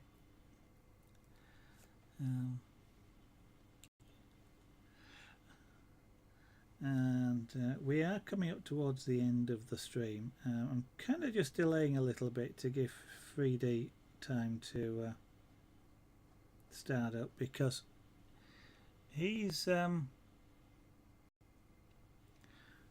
been trying out oil paints. He's normally an airbrush and acrylic artist, so acrylic paints, and oil is similarly different, to make it an interesting challenge. So he's been trying that out. He's actually got a piece that he's already been commissioned to do before he even tried doing oil painting, which is absolutely fantastic. So it might give you an idea of just how good he is at art. Okay, I'll give you a few minutes, a couple of minutes or so to start streaming free. Hopefully I'll hear the chatter from the iPads, and then I'll throw over.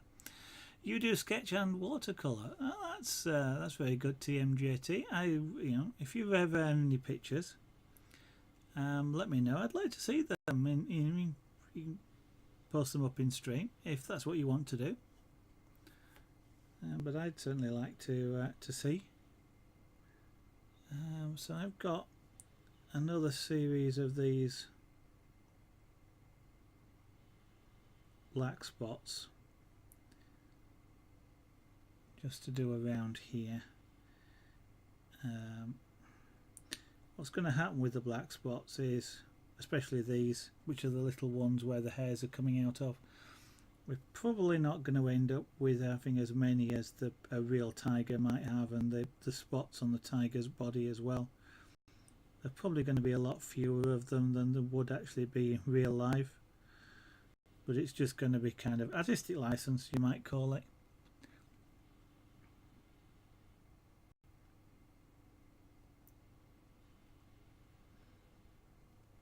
I'd call it me being a little bit lazy, but they are quite challenging. They are going to be quite challenging to do. Yeah, why did I pick a leopard? Yeah, every time I do a piece, like when I did the carving, I sort of go, why didn't I turn the head straight, for example, on the cat, so that it would have been a bit easier to carve. And when I did Ruth the Dragon, it was, why didn't I put the tail at the other side? I'd have left myself a lot more space to carve. And I'm kind of going, why did I pick a leopard with so many black spots? Why didn't I pick a pure white tiger, or just a tiger, or a lion? Nice big long hairs, all one colour, no spots, no stripes. Why did I pick something easy? And I keep doing it.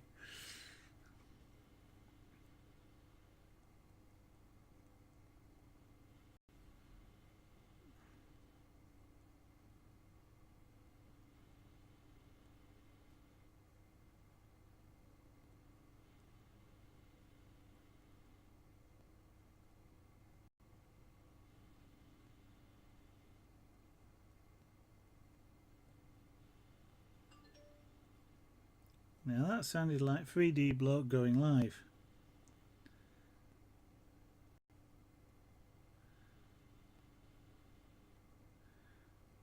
But since he's probably just gone live saying I'm going live, we'll leave it a couple of minutes.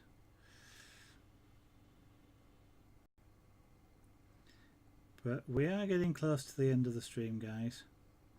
So whilst I'm doing this, what I'm going to do is just point out a couple of things.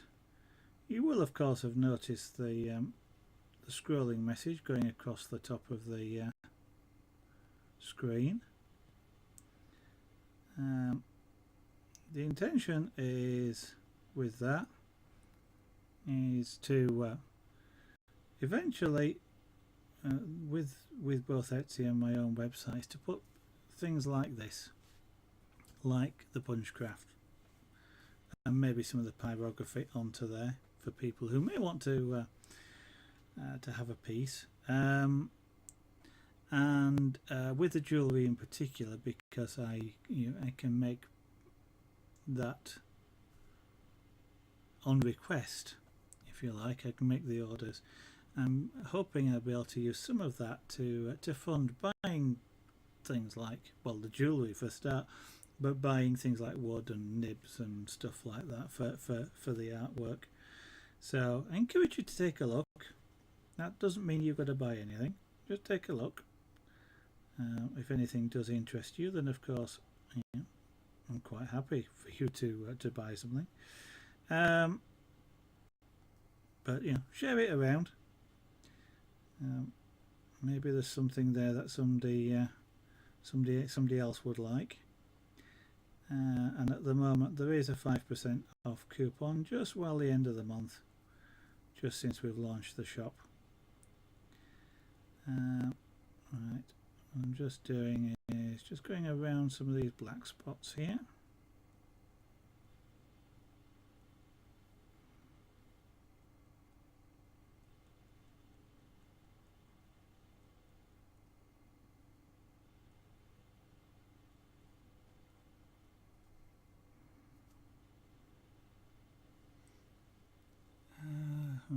Yeah, the angle there is virtually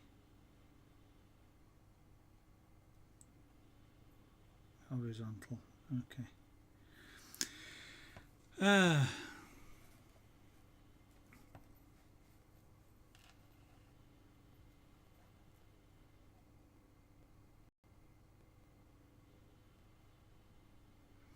Oh, I'm sure that you'd be able to manage something super speedy. I mean, with such a powerful computer, you don't need you're not lacking power.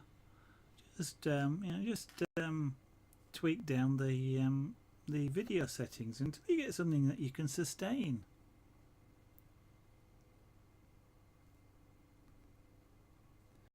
Okay, TMJT, it's not a problem. I mean, yeah, anytime. If I'm streaming, then people you can post it in stream as well, so other people can take a look if you want them to do so. But thank you. And yeah, 2,000 kilometers away. That's quite a distance. Helping your father move house. Yeah, they'd. I know about stuff like that. Yeah. Oh, you mean the webcam you cannot get on your desk? Well, I don't have. Well, I do have a webcam on my desk. It's there. This one is attached to a flexible snake and clamped to a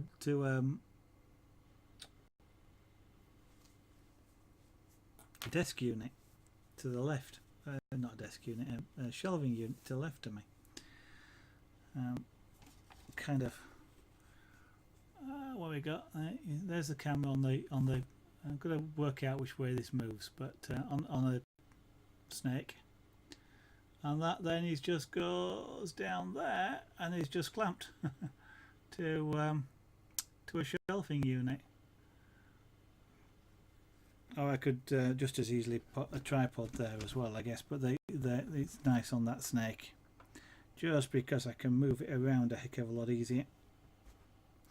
And I know you're getting glare off this camera for the moment. I shall deal with that in just a second, but this camera doesn't like being moved. I shall put your hat back on. There we go. Which gets rid of the glare. Oh, it's attached to your laptop. Well, okay. Well, at least you can you could stream just the. You're doing art as in pencil stuff, aren't you? Oh, are you doing? If you're doing it just on the PC, then you don't need a webcam to start with. No, you must be drawing, because if you're doing it on your PC, the webcam points at you. So you, I guess you're doing memory. You see, terrible memory, drawing on paper. The other side of Australia, you see there. You see in England, you see 2,000 kilometres is longer than England. Yeah, I'm fairly sure it's longer than England. About 15. I don't know how long England is top to bottom, but of course you've got a bigger country there, and a lot less fewer people in it as well. Yeah, I sort of vaguely I worked it out in the end, Super Speedy. Worked it out in the end. Could you do? Yeah, it is a bit awkward with a camera, isn't it?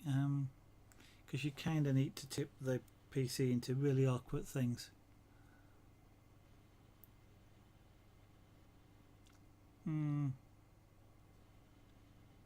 What you could because I was kind of thinking, if you put the PC as I've got the board here, with that blue thing underneath there.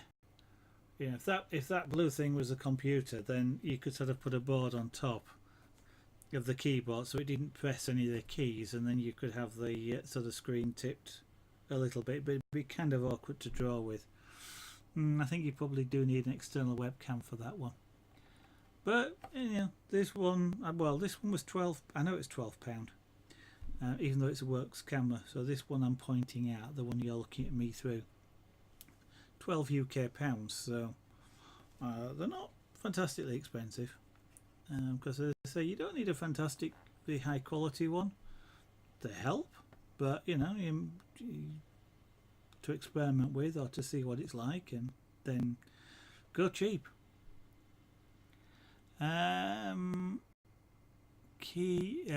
Was that Keegan Garrett? Lion? Nope. Close. It's a leopard. So that's the hand drawing that it was based on.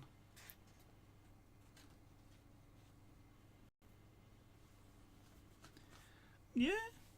3D Block has been doing airbrush manga, so you might want to take a look at his as well. But unfortunately, Keegan Garrett, you've just come at the end of the stream. This is Scraperboard, but we'll be doing some more of it tomorrow.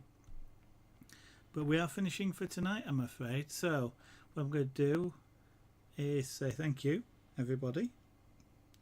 If you are watching but not following,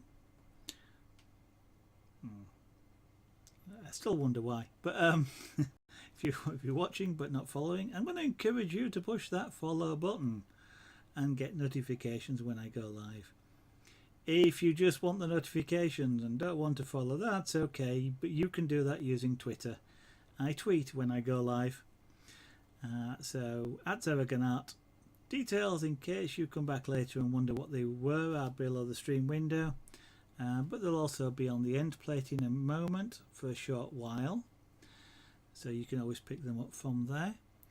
On the other hand, if you just want to try and catch me on my next stream, it is from 8 PM roughly UK time, 1900 hours GMT, or about 2 hours 25 minutes ago. Oh, I'm late tonight.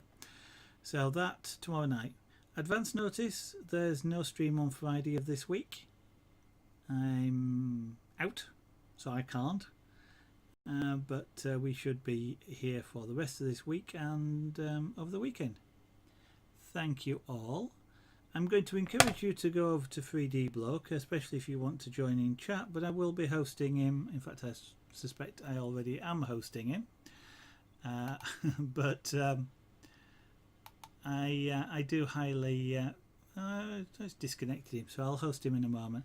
Highly recommend you check 3D Bloke out. As I say, excellent artist who's experimenting with oil paints tonight.